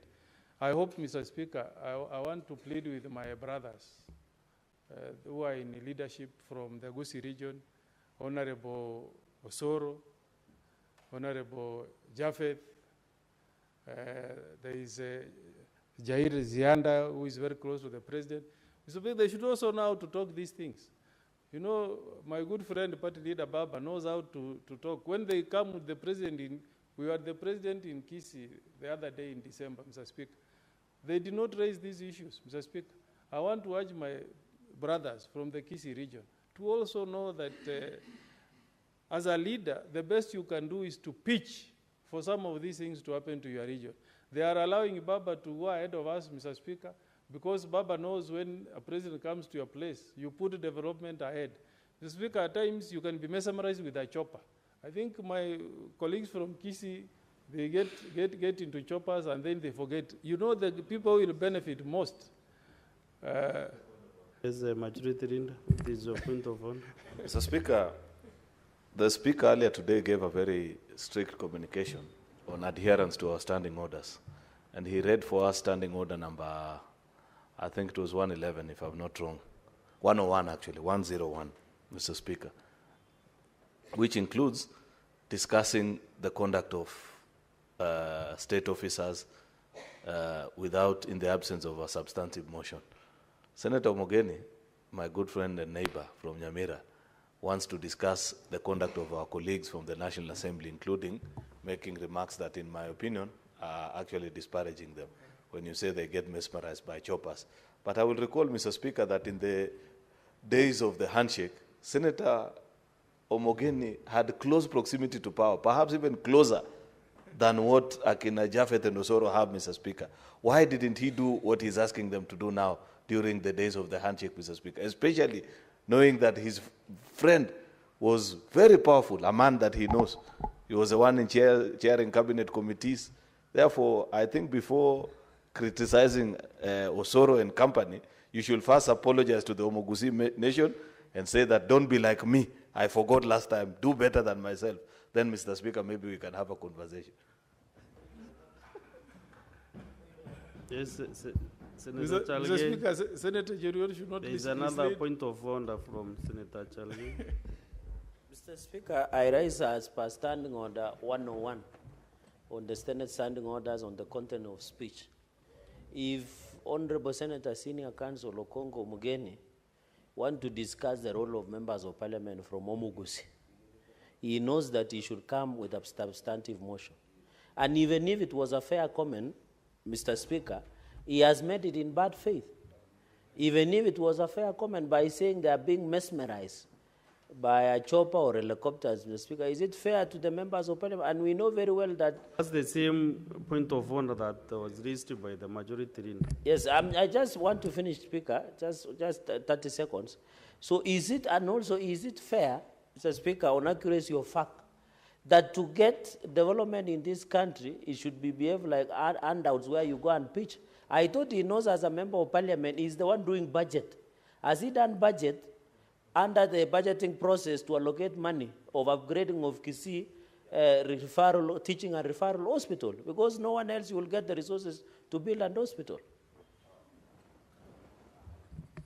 Senator Oelik Momugeni, Yes. can you conclude? Yes, first, You Mr. are now on Speaker, the end. First, I want to correct Senator Chiragei. I don't do budget. You know this house, Mr. Speaker, all I do is to give money to the county of Nyamira. So you should know, like as a lawyer, that this house has got no mandate to make budgets. True, Mr. Speaker. Senator Jeriot knows. I've always been a member of opposition, Mr. Speaker. I've never been in government. But I'm telling my colleagues, and I'm doing this in good faith. I'm telling my colleagues, Honorable Soro, Honorable Japheth, to borrow notes from my party leader, Raila Amolo Odinga, so that, Mr. Speaker, when you bring a leader to your region, you should, before you come, ask yourself also, what can I do to ensure that my people are benefiting, Mr. Speaker? And that's why we're here. We should not make this like a morning house. We are here, Mr. Speaker, to challenge each other for the benefit of our people, Mr. Speaker. And I'm sure, Mr. Speaker, the people of Kisii who are listening to me, if I go to Kisii, to Suneka tomorrow, I'll be given free bananas because I'm saying the right thing.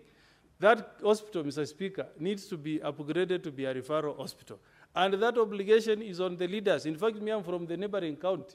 The people who should be in the forefront in pushing for that agenda should be Honorable Osoro, Honorable Japheth, Honorable Jaira Zianda, Honorable Alpha Miruka. Me, I'm just stepping in, Mr. Speaker, as a senior counsel to advise. I don't think, Mr. Speaker, any of those leaders will take offense. In fact, when I leave here, Mr. Speaker, they will thank me for reminding them.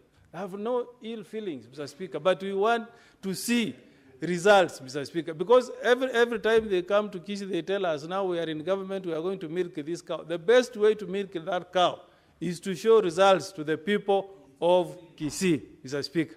That's what we want, Mr. Speaker, to see from our leaders from Kisii region. Why should we be traveling all the way to Moi Teaching Referral Hospital, Mr. Speaker? Why? And we have, Osoro is our whip.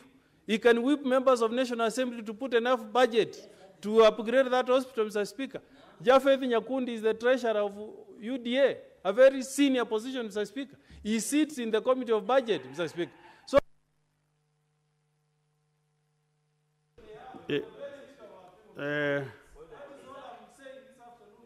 his time is over. He has no more airtime, so I think... you know, it is rare for the chair to give me comments when I'm chairing, but a chair can advise. Senator, my good friend, Senator Okongo Mugeni, if you know the president is in your region, for example, and if you see him, you'll ask him to make Kisii a level 6 hospital. If you love your people, why don't you go and ask him to... Your Excellency, I've just come to ask you to give Kisii level 6 status hospital, and you go away. Why don't you do that? Because that is not being a partisan. Yeah? Now, let's go to Senator Danson Mungatana. Thank you, Mr. Speaker. Mr. Speaker, I want first of all... Okay, just a minute, Senator Mungatana. Yes. Oh, sorry. I'll give the communication, but let me hear what the majority leader wants to say. Within 1 minute, kindly. And I request the school not to leave the... Senator Omogeni evaded everything that I asked him. Because in his logic, he said, first he has denied that he was never a prominent member of the handshake government, something that we know very well here. Because I know how powerful he was. But then, if that is a logic, I wanted to ask him, the chairperson of the cabinet subcommittee, the most powerful organ, Mr. Speaker, in the last administration, was a son of the Omogusi nation, a man that Senator Omogeni is now mesmerized about and says he wants to bring goodies home. Using the same logic that you want Javed Nyakundi and Akina Osoro to apply, why was it difficult for him not to do it at that particular time, Mr. Speaker? That's a question I had asked him, but since he has chosen not to respond, I will let it slide. Just leave it. Senator Amboni, what clarification from who? From Senator Okongo Mugeni? And he's not on the floor. No, clarification from the chair. Clarification from the chair, not Omugeni. Waja kaya na madeni yake. Mr. Speaker, I would like you to clarify. I think I've lost you. I thought the highest platform of speaking to the state, speaking to the president, is Parliament. Why would you expect him to go back to some rally in the village? Senator Mbone, you know you have just come in. You don't know the genesis of his, where we have come from. We have just come in. So first consult the answer. Because what Senator Mugeni said, honourable members, what he said is that the president was in Kisii region a few months ago, and the leaders were there, and they could not request from that rally or that meeting. So that is why I was asking, why didn't he just walk to that meeting and request on behalf of the Kisii community? Can you apologize? Then we proceed.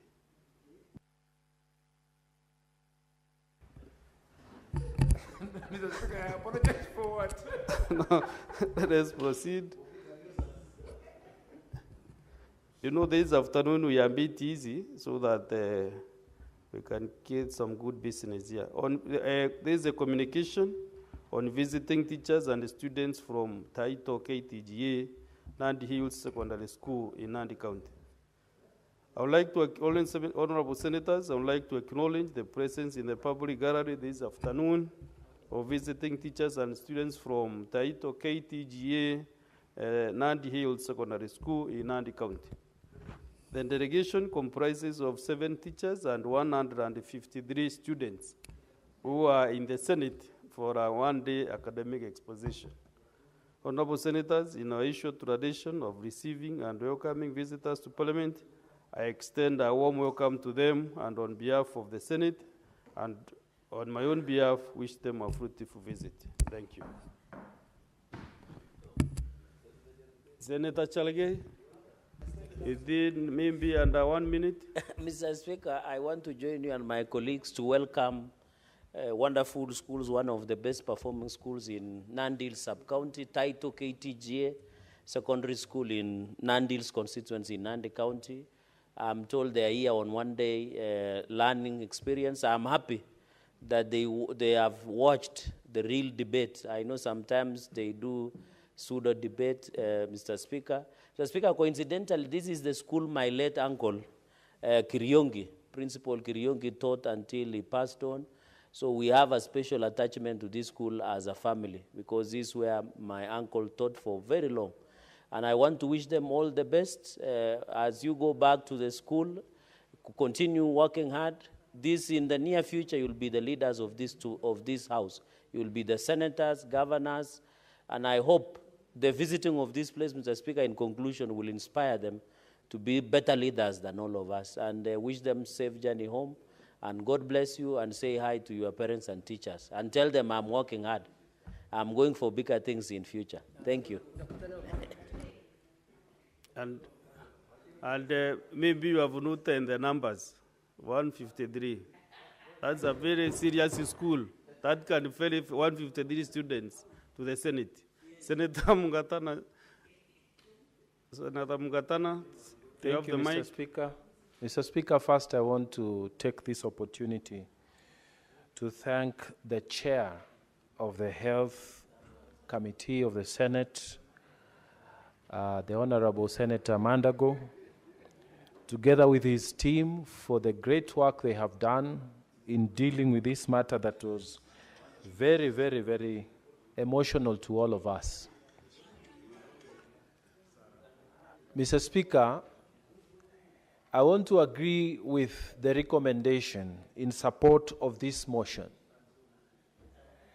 Mr. Speaker, the one thing that has struck me about the death of Anita Jepkorir, first, before I proceed, I would want to give my heartfelt condolences to the family for losing their child at such a tender age. Mr. Speaker, the first thing I wanted to say that struck me is the fact that the hospital system in Moi referral did not have psychological support for the patient and the family during their suffering and their tribulations. Mr. Speaker, the doctors are on this line, but there's nobody to support the family, nobody to support the relatives who are affected directly by decisions that you have to make at the theater and at the hospital. Mr. Speaker, something needs to be done, and I hope Honorable Senator, Chair for the committee will look into this. Something needs to be done about how patients are treated in hospitals. Something needs to be done about how people are handled, especially when emergency exists. Mr. Speaker, even myself, and I know I'm speaking for many Kenyans, when you have taken your loved one to the hospital and there's no explanation that is given to you, but you are desperate for a solution, and somebody is telling you, I think we have reached a point where you need to sign here. When you ask, you are told it's a consent form. You are not told anything about what the details of that surgery is supposed to be, what are the effects, what are the possible side effects, what can happen, what may not happen. All you are told is sign here because you are the person who has come with this patient, so that we can have the consent to operate. Mr. Speaker, no explanation is given to Kenyans that you need to know this can happen, this can go wrong, this can go right. All the time, and it's repeated, and I'm sure even as I'm talking to you now, Mr. Speaker, somebody is rushing into an emergency room. There is nobody at the reception to explain to them what are the possibilities of this surgery. They're just told, sign, sign, sign here, and then a surgery takes place. And Mr. Speaker, I wish that the country would adapt other types of medical procedures where patients are explained to what is supposed to happen to them in detail. And this is not supposed to be done by a doctor. All these surgeons, Mr. Speaker, most of them are very tired people. Some of them stand for as long as 5, 6, 7 hours performing surgeries. And the only thing they have is tiredness. And then the same person is supposed to explain to a distraught relative that, you know, we have lost your patient. In fact, they don't say he has died. They say we have lost them, like something that just went away. Mr. Speaker, when somebody has died, There's need for a way to handle people in hospital. That is why we are saying this Anita Jepkorir should be an opportunity for us, should be an opportunity for the Ministry of Health to give guidance on what ought to happen when we lose a child, when we lose a person through medical procedure. Mr. Speaker, some of the patients are people who have been in the hospital for a long time, so maybe you have reasonable expectation that something, it could go either way. But some of the people, they walk into hospital fine, and then you are told, no, you have lost your relative. So, Mr. Speaker, there's need for serious support systems within all our hospitals, including our public and private hospitals. I think the ministry needs to give guidance and regulations, and this should be named the Anita Jepkorir guidelines to hospitals in terms of managing situations, managing the psychological side of how we should treat patients and their relatives. Mr. Speaker, I remember many years ago when people were very afraid of being diagnosed with HIV, because at that time, if you are told you have HIV, then it was like a death sentence. And what used to happen, and I still think it still happens nowadays, to date, people are told, before we take the HIV test, we need to take you for counseling. And it's a standard guideline that was set up by the Ministry of Health. And now it is normalized. It is very normal that before you do your test for HIV, you are told, we need to give you some counseling. And if you don't need it because maybe you know you can reasonably suspect your status, you tell them, no, I don't need to go through the counseling. I can take my test and go home. Madam Speaker, there need to be now Anita Jepkorir guidelines on how to handle patients within public hospitals, within private hospitals. It's not just the doctors. The doctors should be the last people who should come to meet the patients when they have lost their loved ones, when they have to make difficult decisions. There's got to be someone who is trained in counseling, somebody trained in psychology, who can sit with the patients and advise them before they make decision on whether this person needs to take the surgery or not. And if the surgery has been acceded to and something has gone wrong, there need to be the Anita Jepkorir guidelines in all public hospitals, in all private hospitals in Kenya, that will be telling the doctors and the hospital management that when somebody has lost someone, the relatives must be taken through a certain process. It must not be doctors who just come out and say, we have lost someone. Mr. Speaker, that is a specialty, and most doctors are not trained in that specialty. Most doctors are not taken to, they just take the Hippocratic oath. They preserve life, and they do their best. When their best doesn't work, they just tell you, we have lost the life, we have lost. We had hoped for this and this, but this has gone. And they leave you crushed when you are just right there in the hospital. And they don't know how to handle. Mr. Speaker, I still remember the time I was very early in the morning, and we had a bad situation about my late wife, my first wife. Mr. Speaker, nobody explained anything to me right there in the theater. And it was a good hospital. Nobody handles your psychology. Nobody tells you what you need to do, what you need. In fact, Mr. Speaker, as soon as we saw that there is multiple organ failure, the thing they did in that theater is to light up, and then they put some music that is heavenly, about heaven being our home, this earth is not our home, and so on. And I felt like it's so premeditated. They don't know what you're going through. They just put on music and they tell you, this world is not your home. Who told you I wanted to go home at that time? Mr. Speaker, who told you that we as a relatives wanted to let go of that person at that time? And then, Mr. Speaker, you are a relative. You don't know now how to face your children and tell them that actually mom is not going to come back. And you know, they were going to hospital every evening to go and check. And Mr. Speaker, there is no, and this is a very good hospital, Mr. Speaker. There's no counseling procedures. There's nobody who tells you how to handle yourself. So, Mr. Speaker, although in our family we have,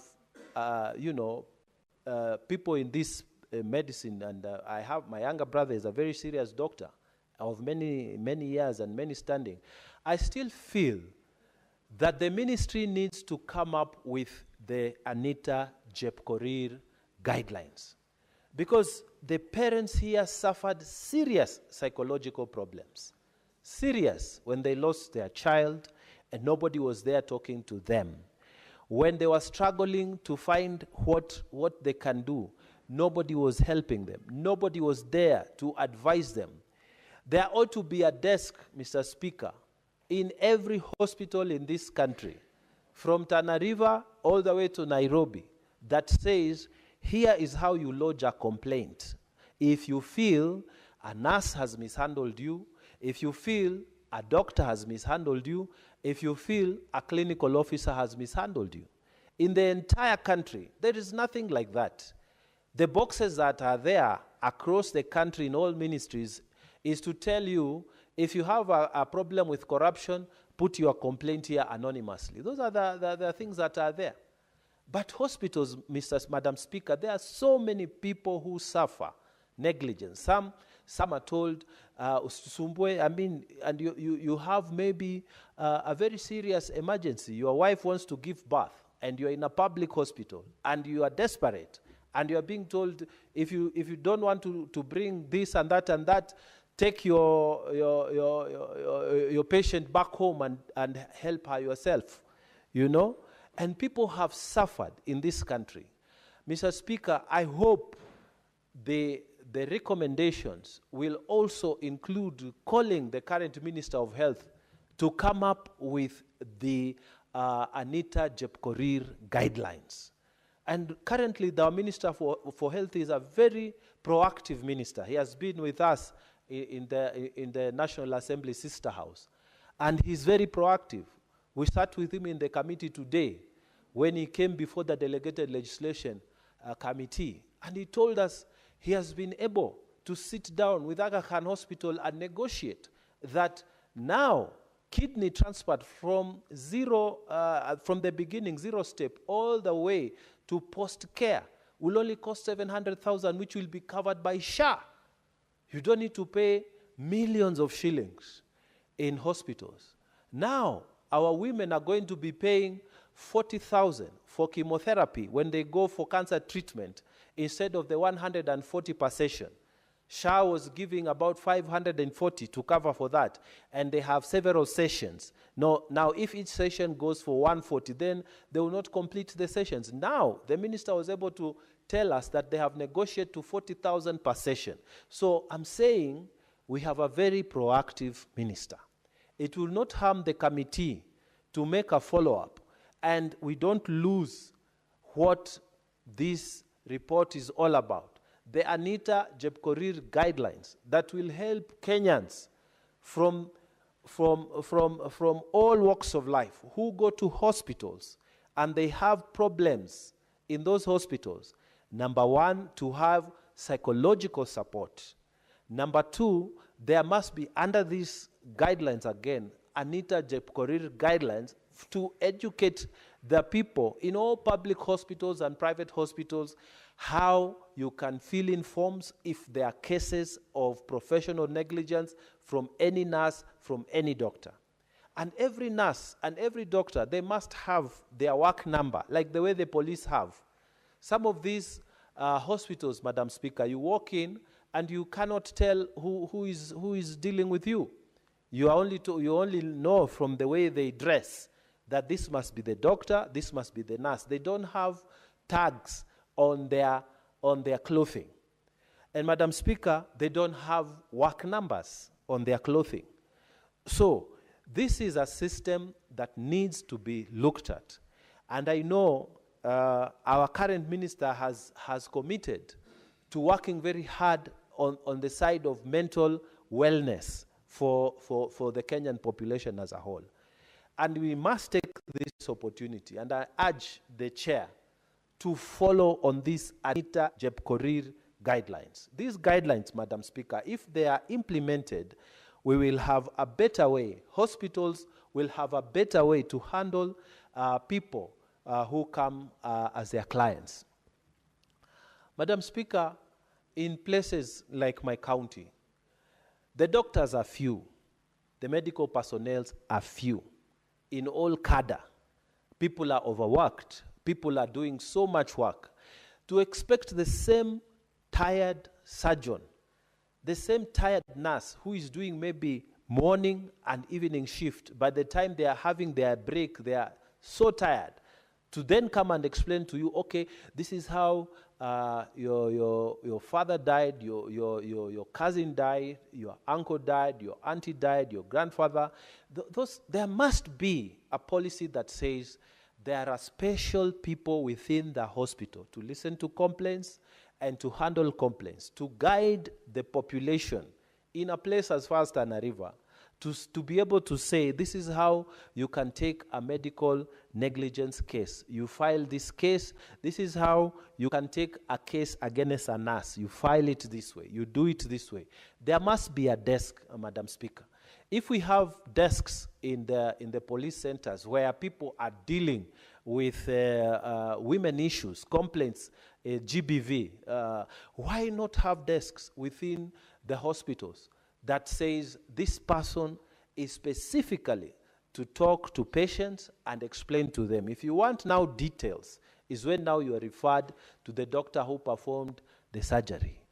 Madam Speaker, many years ago, when we were in university, we had a huge problem there, and one of the girls called Stella Awinja passed away. When the University of Nairobi put up a building, they called it Stella Awinja in memory of that girl. Now, in this one, we are saying, let us create guidelines called Anita Jepkorir guidelines. And if the committee is listening, please write to the minister. I know the minister is proactive. If you won't do it, I'll do it, because I know he will listen. And this report, I know if it lands in his desk and you tell him to work on it, I know Honorable Duale will work on it, because we need to have a change. And also the director of medical services is not a very old person. He has been there now, I think it's maybe 1 year, if at most. So people who are new in ministry, they bring a lot of vigor. They want to make a mark. They want to make changes. And I think we have the right atmosphere to create the Anita Jepkorir guidelines to help patients to manage the results of whatever happens in the hospitals, and also to be able to file complaints to the medical bodies. Madam Speaker, with those many remarks, I beg to support this report. Thank you. Thank you, Senator Danson Mungatana. And sorry once again for the loss of your first wife, Mrs. Violet Wairimu Mungatana, whose mom also comes from my village. May she continue resting in peace. Senator Madago Jackson, sorry, Senator Joyce Chepkoech. Asante sana Mheshimiwa Spika kwa kunipa nafasi hii pia kuchangia ripoti ya kamiti ya afya. Nikisema pongezi sana kwa kamiti kwa kazi nzuri ambayo wamefanya. Tukiongozwa na Mheshimiwa Mandego ambaye amekuwa governor la jimbo la Ukatuzi, na ningependa kusema anaielewa kwa undani kazi ya afya, kwa sababu hii ni moja ya ile kazi ambayo imepelekwa pale ukatuzi. Ningependa kusema Mheshimiwa Spika ya kwamba watu wanapohudhuria hospitali wanaenda kwa sababu yao na wako na haki ya kupewa matibabu inayofaa. Wako na haki kuangaliliwa shida zote kwa njia inayofaa na kutumia teknolojia inayofaa. Mheshimiwa Spika, sio haki kupoteza maisha. Na Chepkorir ni moja wa wale ambao wamepoteza maisha kwa njia isiyoeleweka. Ndiposa nimeamuka Mheshimiwa Spika kuweza kusema ya kwamba ni vizuri tuangalie changamoto ambayo tunapata kule mahospitali zetu za kaunti. Mheshimiwa Spika, tunajua changamoto kubwa ambayo tuko nayo ni uhaba ya madaktari, kuna madawa, kuna vifaa ambayo zinaweza kutusaidia kwa kuchunguza magonjwa mbalimbali. Na itakuwa ni kera kubwa sana wakati tunapoenda kutafuta matibabu na tunakoza ama tunaweza kupoteza maisha kwa njia isiyoeleweka. Mheshimiwa Spika, ningependa pia kuomba kamiti ya afya waweze kusunguka makaunti zetu wakiangalia huduma ambayo inatolewa pale mahospitali ambayo tuko nazo kule kaunti.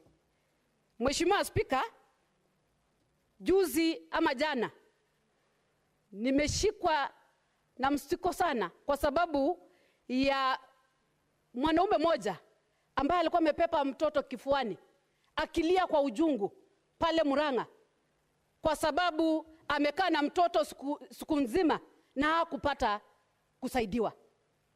Ndiposa ningependa kusema pia ni vizuri kwa sababu tumeona mgomo kila mara. Kamiti waweze kuangalia kama kutakuwa na migomo, ni lazima tutengeneze njia ili kusaidia watu wetu wanapokuja na wagonjwa wajue mgonjwa ako mgonjwa kiasi gani ili tuweze kuokoa maisha. Ilikuwa ni kero kubwa sana wakati unaona mtu ameshikilia mtoto ambaye amekufa, mtoto mdogo sana, mtoto mchanga ambaye alikuwa anajua ya kwamba atasaidika, na mtoto akafa mbele ya madaktari wakiangalia bila usaidizi wowote. Ningependa kusema kuungana na Mheshimiwa Mungatana ya kwamba tuwe na taratibu ya vile tunafanya kazi yetu.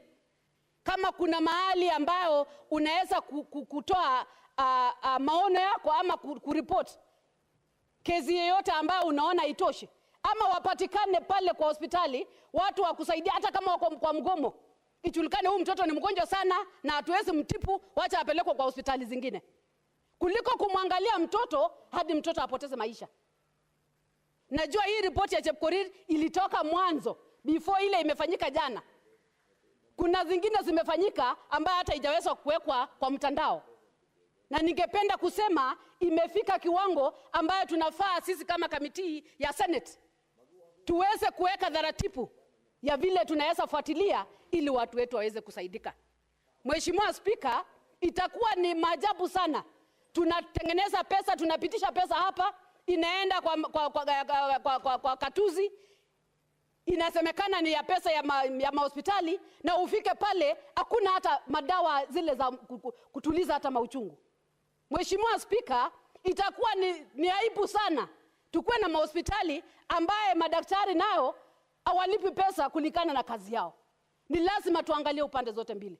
Saa zingine tunaegemea upande wa madaktari tukisema ya kwamba wao wameachilia mtoto ama ameachilia mtu hadi akafa, na labda sisi wenyewe ama mahospitali ama viongozi ambao wanaongoza hizo counties hawajaleta vifaa ambao zinaweza kusaidia madaktari ili watoe huduma zao, ama hawajaweza kulipwa pesa ambayo inawasaidia kuwapea motisha ili waendelee kutoa huduma yao.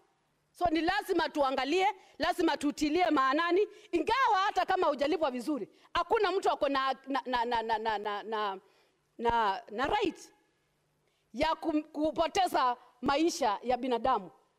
Hivyo basi, Mheshimiwa Spika, ningependa kusema maneno mengi ambayo yameandikwa na ripoti ya kwamba familia waweze kulipwa hiyo na kubaliana nayo, ingawa hata pesa yenye italipwa kwa hiyo familia itatoshana na uhai ya binadamu. Haitatoshana, Mheshimiwa Spika.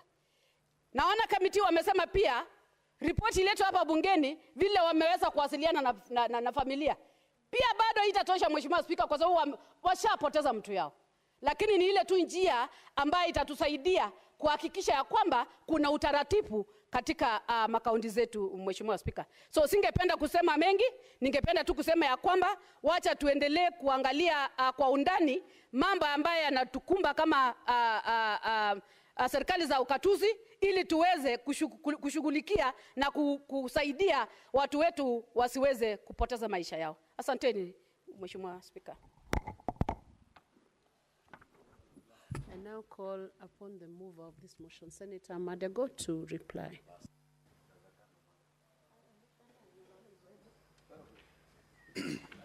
Thank you very much, Madam Speaker. Madam Speaker, first let me take this opportunity to thank my colleagues who have made several comments on the recommendations and the contents of this report, Madam Speaker. And Madam Speaker, the contributions that have been made in the floor of the House have added value to this report, and want to acknowledge that, Madam Speaker, because of the nature of the investigation, there could have been a lot of other issues that could have been captured, but we are happy that the honorable senators here have been able to bring out those matters very clearly, Madam Speaker. Madam Speaker, I'm particularly pleased with the recommendation by Senator Mungatana on the sensitization of the public in terms of being given capacity to be able to report where they feel that services have not been adequately rendered, or there have been cases of negligence and the members of the public don't know exactly how to carry them forward, Madam Speaker. Madam Speaker, in our course of investigation and looking at this matter, Madam Speaker, there is a lot to be desired in the processes of some of our facilities.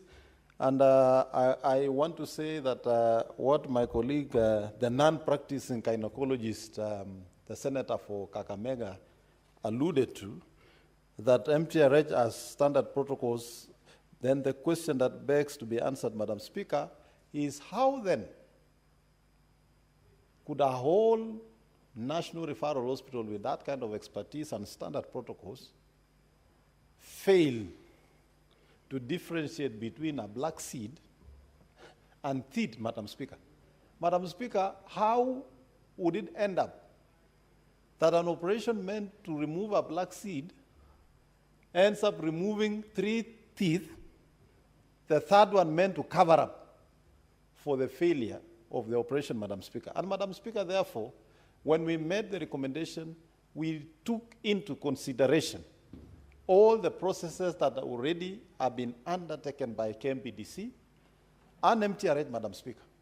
And Madam Speaker, what we would like the medical professionals to understand and know is that because we are all human, and sometimes some of these mistakes or errors are committed not willfully, but just mistakes that happen in the course of duty, Madam Speaker, it is extremely important that they become candid, they engage the families, and the hospital takes up responsibility and use the mechanisms that have been provided for in the regulation of the profession under the Kenya Medical Practitioners and Dentists Council. Madam Speaker, it is also good to let my colleagues know that KMPDC, other than the fines that are imposed, there are other disciplinary measures that can also be taken, including the suspension or total cancellation of the license, Madam Speaker. Madam Speaker, all these procedures are in place.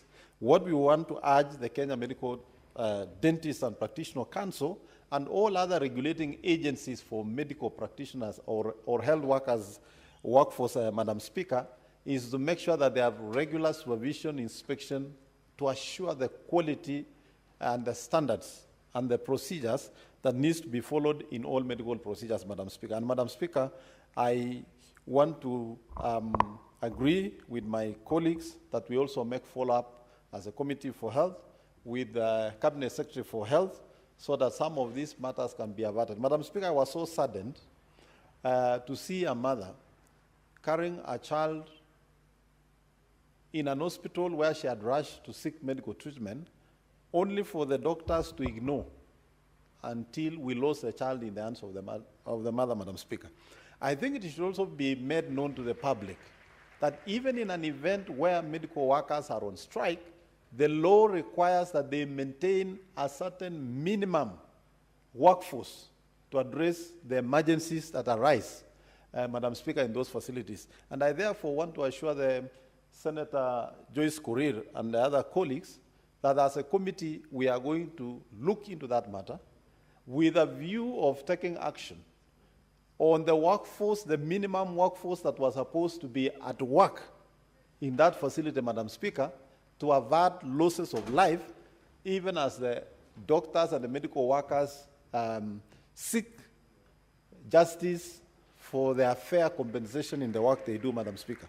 And Madam Speaker, health workers, even as they push for fair compensation for the work they do, they must also remain true to their oath, to the oath they took, Madam Speaker, in their practice, so that we don't lose lives and we make sure that work continues even as we see compensation. And I also want to say and let the medical workers know that the Senate Committee of Health, together with the National Assembly Committee of Health, Madam Speaker, have had serious engagements on looking at the issues that touch on the human resource for health, Madam Speaker.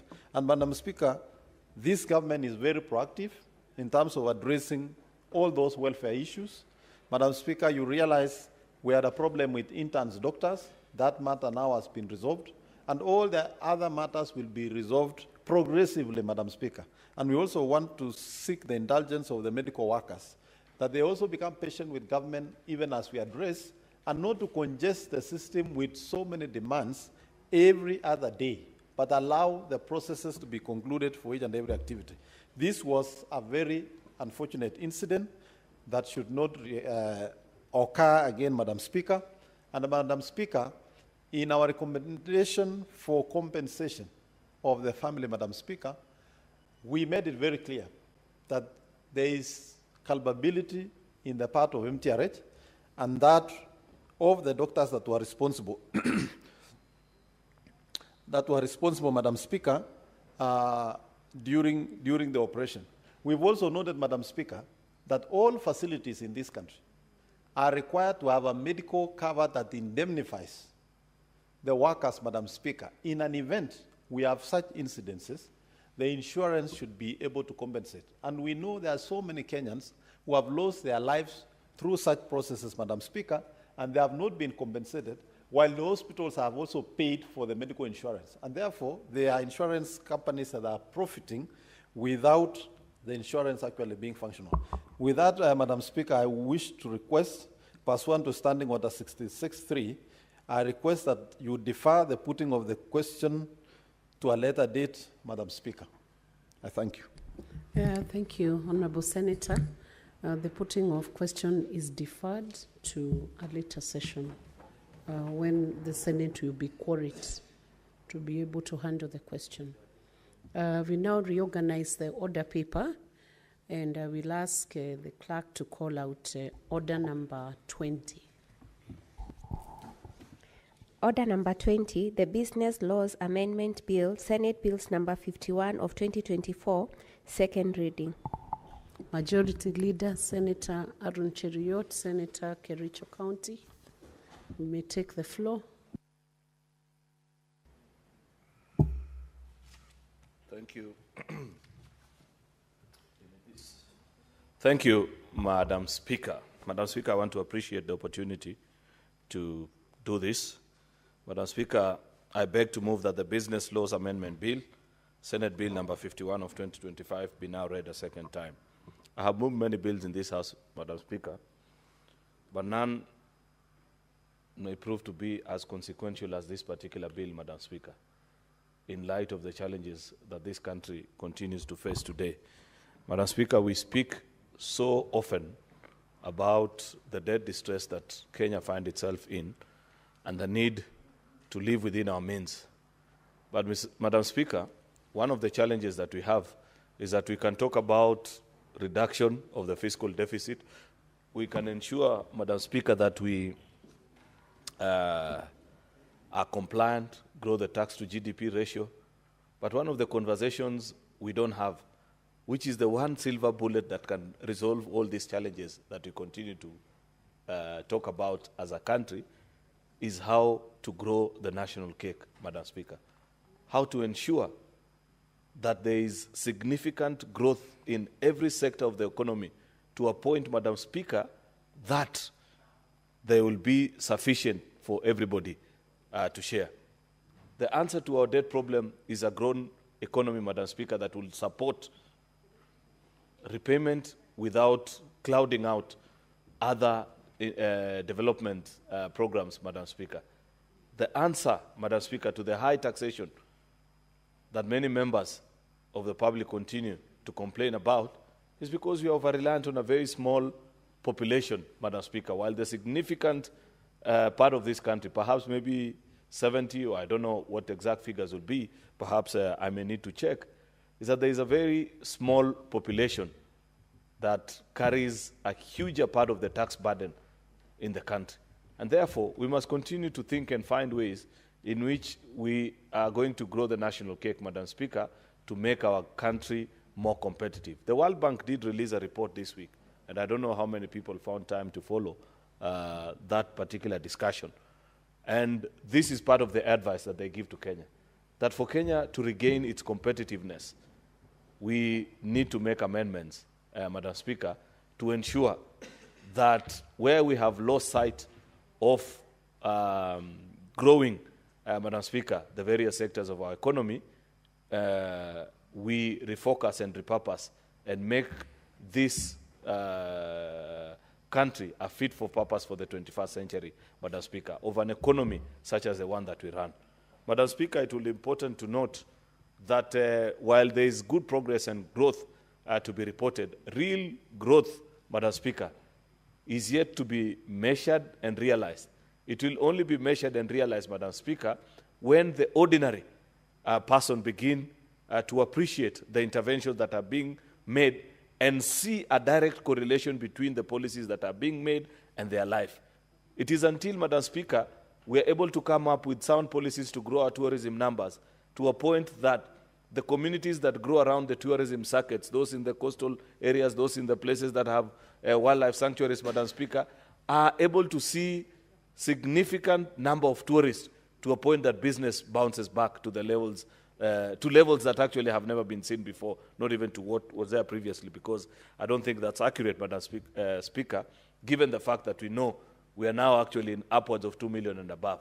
But if we were able to grow that even by 50%, Madam Speaker, to make it 3 million, then believe you me, you know, the game drivers, Madam Speaker, the women that operate the tuck shops next to the wildlife sanctuaries and so on and so forth, those that work in the hotel sector, those that provide food to those particular entities will be able to appreciate. If you think about FDI, which is now our coffee and tea of the 80s and the 90s, it's the largest export, Madam Speaker, human beings actually, citizens that go out of the country to work in the different parts of the world to do either formal or some even informal jobs, Madam Speaker, and send back to the country lots of resources and are earning now more than our horticulture. You know, back in the day, that was our premium possession as a country. But now we appreciate that with interventions such as the Kazi Maju program and the promotion of the diaspora, Ministry of Diaspora, Madam Speaker, we have Kenyans sending in excess of $1 billion back to this economy, Madam Speaker. People that are building, they are setting up businesses, they are doing this or the other, Madam Speaker.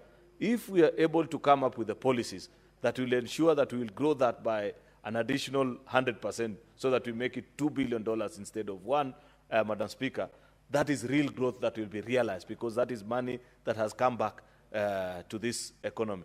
If it's on exports of the horticulture, Madam Speaker, ways and policies to ensure that we earn more for our farmers, be it in the beef sector, tea, coffee, Madam Speaker, to make sure that we have progressively made policies that ensure that our farmers earn better than what they already earn, Madam Speaker. Instead of tea returning back to us upwards of $1 billion only, to make it return 2 to 3. And it is possible because, Madam Speaker, that is the intervention that we seek. Therefore, that is just to lay basis of what this particular Business Laws Amendment Bill seeks to do, Madam Speaker. It's an amendment of various provisions of different statutes and laws in our country to make Kenya globally competitive and ensure that we conform to the global standards. What other countries, the so-called Asian tigers, for example, Madam Speaker, that have been able to grow progressively and faster than us over the last couple of decades, yet maybe at the time of independence we were at the same level. It's because they were intentional, they made certain sacrifices as a country, Madam Speaker, to ensure that they became competitive. That is what we seek. This is in response to what the business community is telling us. And I must appreciate, because there are not many laws that we pass in this House that are actually from the private sector, Madam Speaker, that are actually from the people that can help us grow the economy in this country. We just imagine that government needs to do this. Many of the laws that we pass here are about regulating this and the other, making sure that, oh, somebody doesn't do this, they don't do the other thing. That is not what will take us to the next level, Madam Speaker. What will make us competitive as a country is if we realize what is it that we can do to make our private sector players competitive and compete with other players from different parts of the world, Madam Speaker, and earn for this country. Even reduce. Think about it, Madam Speaker. We spend as a country close to 500 billion Kenya shillings importing food alone. Wheat, sugar, rice, cooking oil.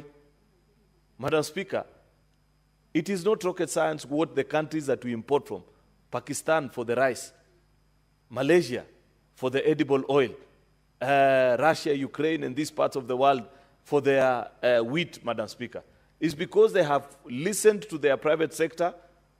They have taken time to understand what is it that if they did to their private sector, they will become more competitive and ensure that they produce sufficient for their own country of origin and enough even to export to other countries.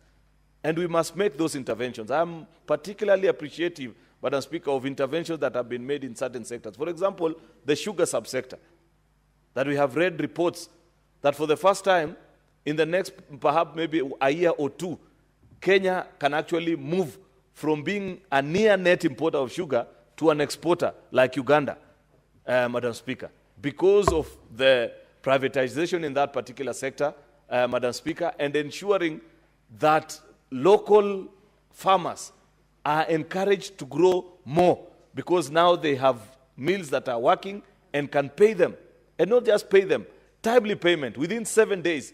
There is no other crop in the country. For tea, you have to wait for 30 days, Madam Speaker. For coffee, 30 days. For dairy, 30 days.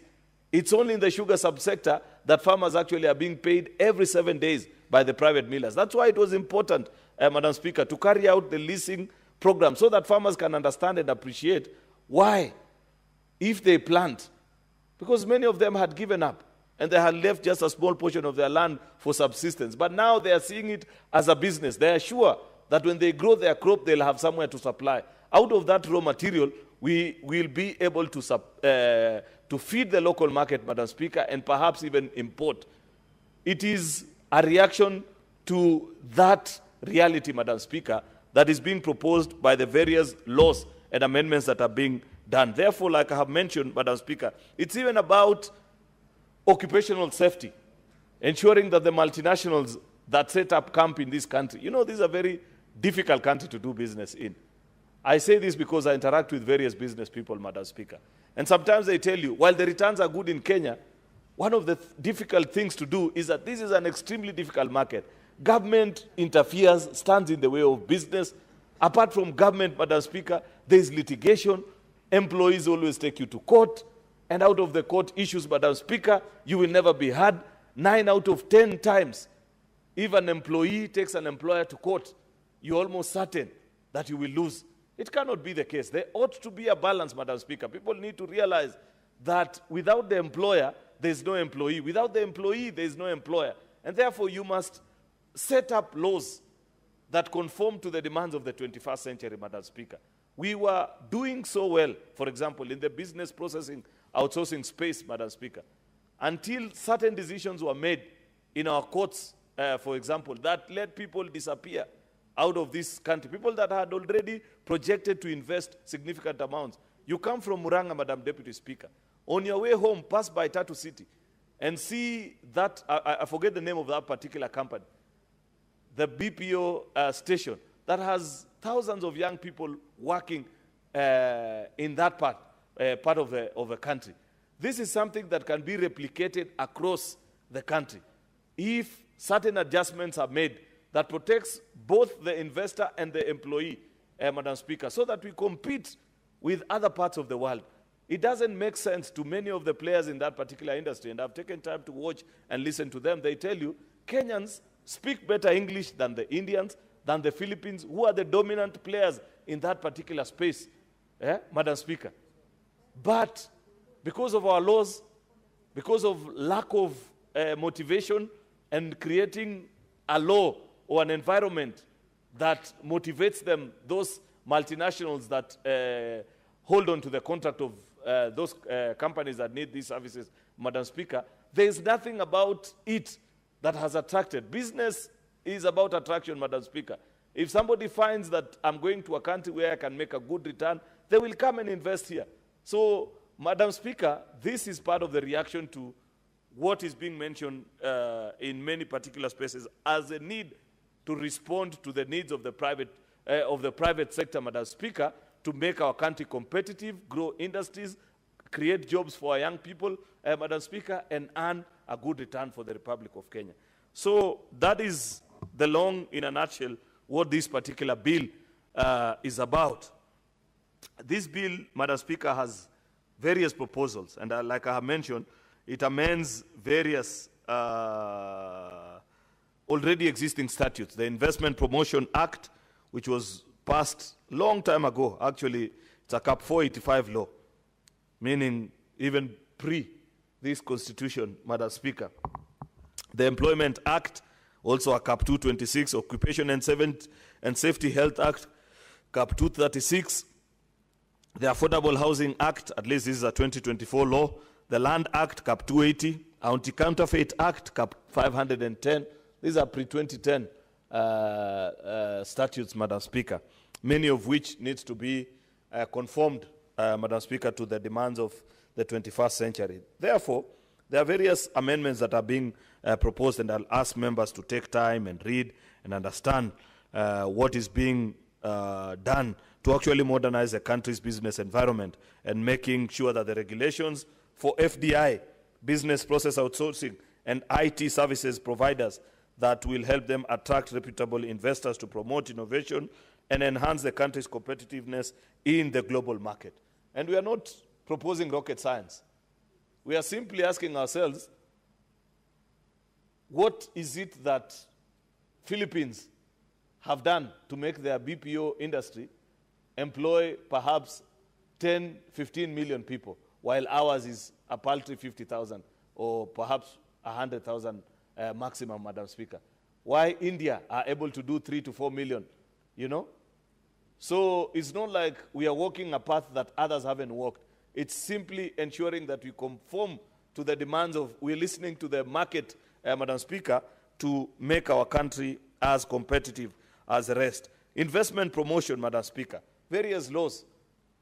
I think last year or the year before, the permanent secretary in charge of immigration services published a list of what are the new charges for foreigners working in this country. There are certain industries that we must agree and accept, Madam Speaker, that we don't have the requisite skill available locally.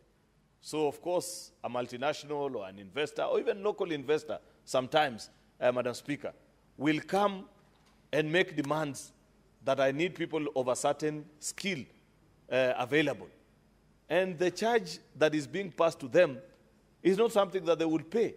Many of them actually, I must say this, and I have shared this many times with the people at Immigration Service and so many others, that if you check, perhaps you might be making a similar amount to what used to be made in the past, but the compliance level is at an all-time low. Because if the amount previously for a particular class of permit was 50,000 and you have grown it to $1 million shillings, then the easier thing to do is to let the people work. The day the immigration people will come to check, you will just find something out of your pocket, pay them, and they will walk away. This is Kenya anyway. Instead of making such policies, Madam Speaker, why don't we respond to the demands of the market and ensure that we come up with amendments to the Investment Promotion Act, Madam Speaker, that will create, will make the country actually as competitive as other regions. The Class G work permit is offered to any person who intends to engage, whether alone or in partnership, in prospecting for minerals or mining in Kenya. Confirm that that particular person has the expertise, they're able to demonstrate that in their country they have been able to succeed in a particular industry, and as that are now coming before you to see, Madam Speaker, so that none feels taken advantage of. Occupational safety, Madam Speaker, to ensure that we protect our workers as well, so that it's not just about protecting the investor and having them take advantage of our workers. That is important, Madam Speaker. There's an amendment to the Affordable Housing Act. I will be waiting to read the report of the committee to understand what is the logic specifically on whether they are sufficiently convinced of the need to do that particular act. There is an Anti-Counterfeit Act, Madam Speaker, that is also being changed so as to capture proper definitions of what a consumer is, what is a counterfeit. Madam Speaker, this is just to protect those that are in the manufacturing space. Counterfeiting is a big challenge that is challenging our manufacturing sector. If Senator Tabitha was here, she's a known industrialist, my deputy, she would tell you the challenge they face with people who actually bring replica of what they produce. And since it has been produced cheaply, they cut them off the market. And just tightening that particular space, Madam Speaker. In the ICT space, Madam Speaker, there's a lot that is being mentioned. Therefore, this is a very interesting piece of legislation. I want to take time and listen to colleagues, share their thoughts on it, read about it, Madam Speaker, and be able to lead us into making a law, Madam Speaker, that responds to the needs of the market. With those many remarks, Madam Speaker, I beg to move and request the Senator for Tana River, Senator Danson Buya Mungatana, to second. I thank you, Madam Speaker. Senator Danson Mungatana. Thank you, Majority Leader. Thank you very much, Madam Speaker, for giving me the opportunity to second this bill. Madam Speaker, I want to thank the mover of this bill, our very able Majority Leader, for moving the Business Laws Amendment Bill 2024. Madam Speaker, I may not be the most qualified person, but I am amongst the qualified people to look at business laws because, Madam Speaker, I did at some point lecture on various business laws in the Nazarene University and also at the cooperative universities in Kenya. So some of these issues that I am going to, and therefore solving some of the academic quagmires that existed before the amendment of the Business Laws Amendment Bill 2024. Madam Speaker, this bill intends to bring amendments to various laws that help us in. And the most important thing that I need to say is that it's a positive step to a business environment for those who wish to invest in this country. Madam Speaker, the first law that it is dealing with is the Investment Promotion Act that is being amended. Madam Speaker, I really second that are proposed under the Investment Promotion Act. Madam Speaker, I would also ask the committee to look very carefully into these amendments. And if there's a place they can support at the third ring, we can even make them better. But the first thing, Madam Speaker, there are now certificates that facilitators for foreign investors must be given by the government. Madam Speaker, a lot of people have lost money. Foreigners come to this country with the aim of starting, putting in their money. And Madam Speaker, they land into the hands of con men and con women. And these people take them round and round. And at the end of it, they lose their money in this country. And Madam Speaker, the game they play, they go all the way and coordinate even with some officers to make sure that that person who has been conned is declared a persona non grata in the country, so that he loses his money and then he cannot come back to Kenya. And people just continue living, enjoying here largely, you know, posting in social media how they have bought new cars, how they have done what, and yet it is money they have stolen from potential investors. So, Madam Speaker, when we say that the new proposed Section 3 that now accredits those people who are calling themselves facilitators, now I'm saying from the floor of this Senate that there will be need for you as a foreign investor to go and meet properly accredited facilitator for your investment. You must go to them. Don't go to find anybody somewhere in the streets who tells you, oh, I know the minister, I know so-and-so, I know so-and-so, just put money here and I will do the work for you. There will be people who are properly accredited, and this will bring some sanity in this section of business to Kenyans. The other important thing, Madam Speaker, is that these foreign investors, after they have been protected, they must be issued with a certificate of foreign investment in Kenya. When this bill becomes law, Madam Speaker, it would mean that a foreign investor now who comes to this country, you will not just start working before you are given a foreign investment certificate. And this certificate protects you, but it also protects us. Because I like the creativity behind proposed Clause 5 and Clause 6. It says, this certificate, before it is offered to you as a foreign investor, you must show that you are going to create employment amongst Kenyans. You must show that you are bringing acquisition or you are bringing new modern skills compatible with the state of the art technology in Kenya. You don't bring outdated technology. You must show that your foreign investment is going to contribute to tax revenues or other government revenues in this country. You must show that somehow you are transferring technology to Kenya. You must show that your investment is going to bring value addition to the processes of local and natural agricultural resources in this country. So there is a certificate that you must be given. Madam Speaker, there has been many people who have come in this country, and all they do, Madam Speaker, is to steal from this country. Recently, and I congratulate our current CS for mining and blue economy, CS Hassan Joho, because he displayed to us some Chinese investors who were actually mining illegally. They were robbing this country, literally. And then they take whatever they have mined, very expensive minerals. They put them in those things, containers. And those containers, when they were opened, they were found to have those stolen minerals from this country.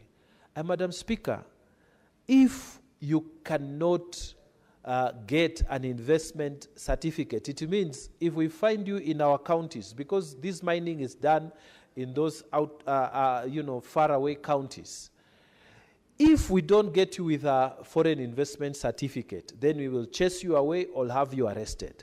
Because some of these investors, Madam Speaker, have been rogue investors. Now, this law is also telling us, as much as we protect the investor, the people from investment, it also helps us to deal with them, because they are given a certificate which can be withdrawn. So, Madam Speaker, if you have been issued a certificate by the government, and then you go and you start doing activities outside what was given, we have seen some investors here, Madam Speaker, that are slapping Kenyans, and videos are taken of them slapping Kenyans when they are working, mistreating Kenyans, or you are paying our Kenyan people a different wage from those other people that you came home with, from home with, and they are doing the same work, but you are paying these people 4 or 5 times. You are discriminating against them. Madam Speaker, now this certificate can be quickly revoked, and we are protecting our business, our businesses and the dignity of our people. Madam Speaker, the other very nice invention I have found in this Business Laws Amendment Bill is clause number 11B. In this one, Madam Speaker, what the law is proposing is that we have a centralized unit where all these people who want to be issued with certificates and they have complied, they also benefit from government facilities that are given to them, government services and regulatory services. Madam Speaker, they will be guaranteed that your business registration will be very fast. They will be given tax exemption. They will be given environmental conservation approval. And Madam Speaker, they will be given even construction approvals. All this will be done under one place, a one-stop shop.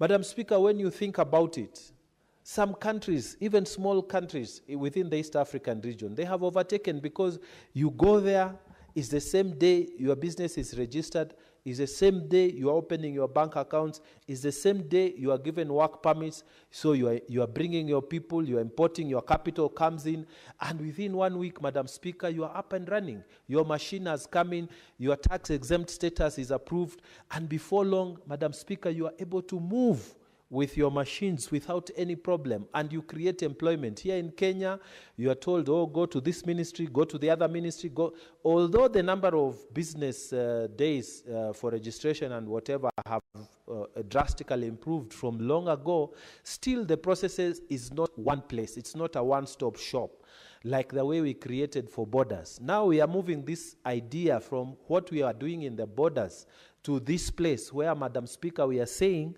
now if somebody learns to create a business in Kenya, within this number of days, you have everything, labor compliance obligation, environmental obligation, land administration obligations, all these things, the government now through this law will create one place. And Madam Speaker, this authority is not just another authority.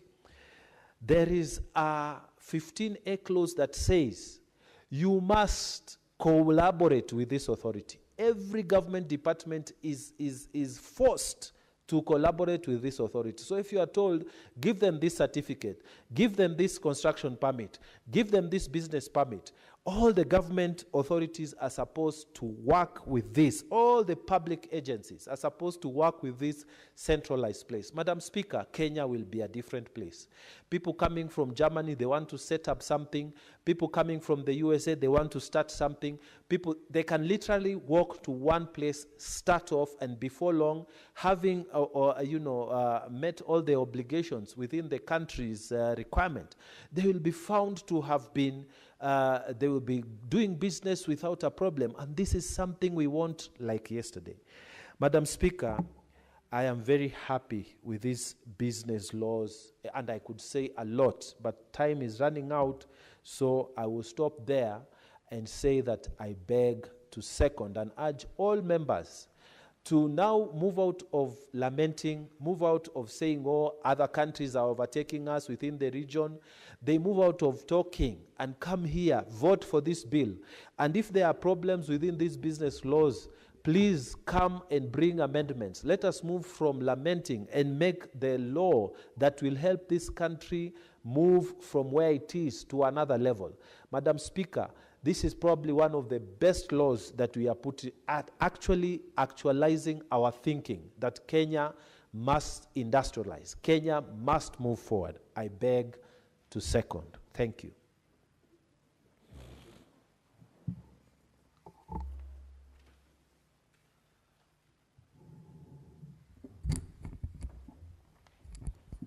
Honorable Senators, I propose the question that the Business Laws Amendment Bill, Senate Bills number 51 of 2024, be now read a second time.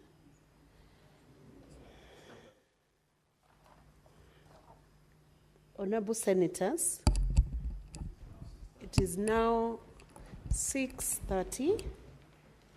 Time to adjourn the House, and the Senate therefore stands adjourned until Tuesday, 3rd June 2025 at 2:30 p.m. Thank you.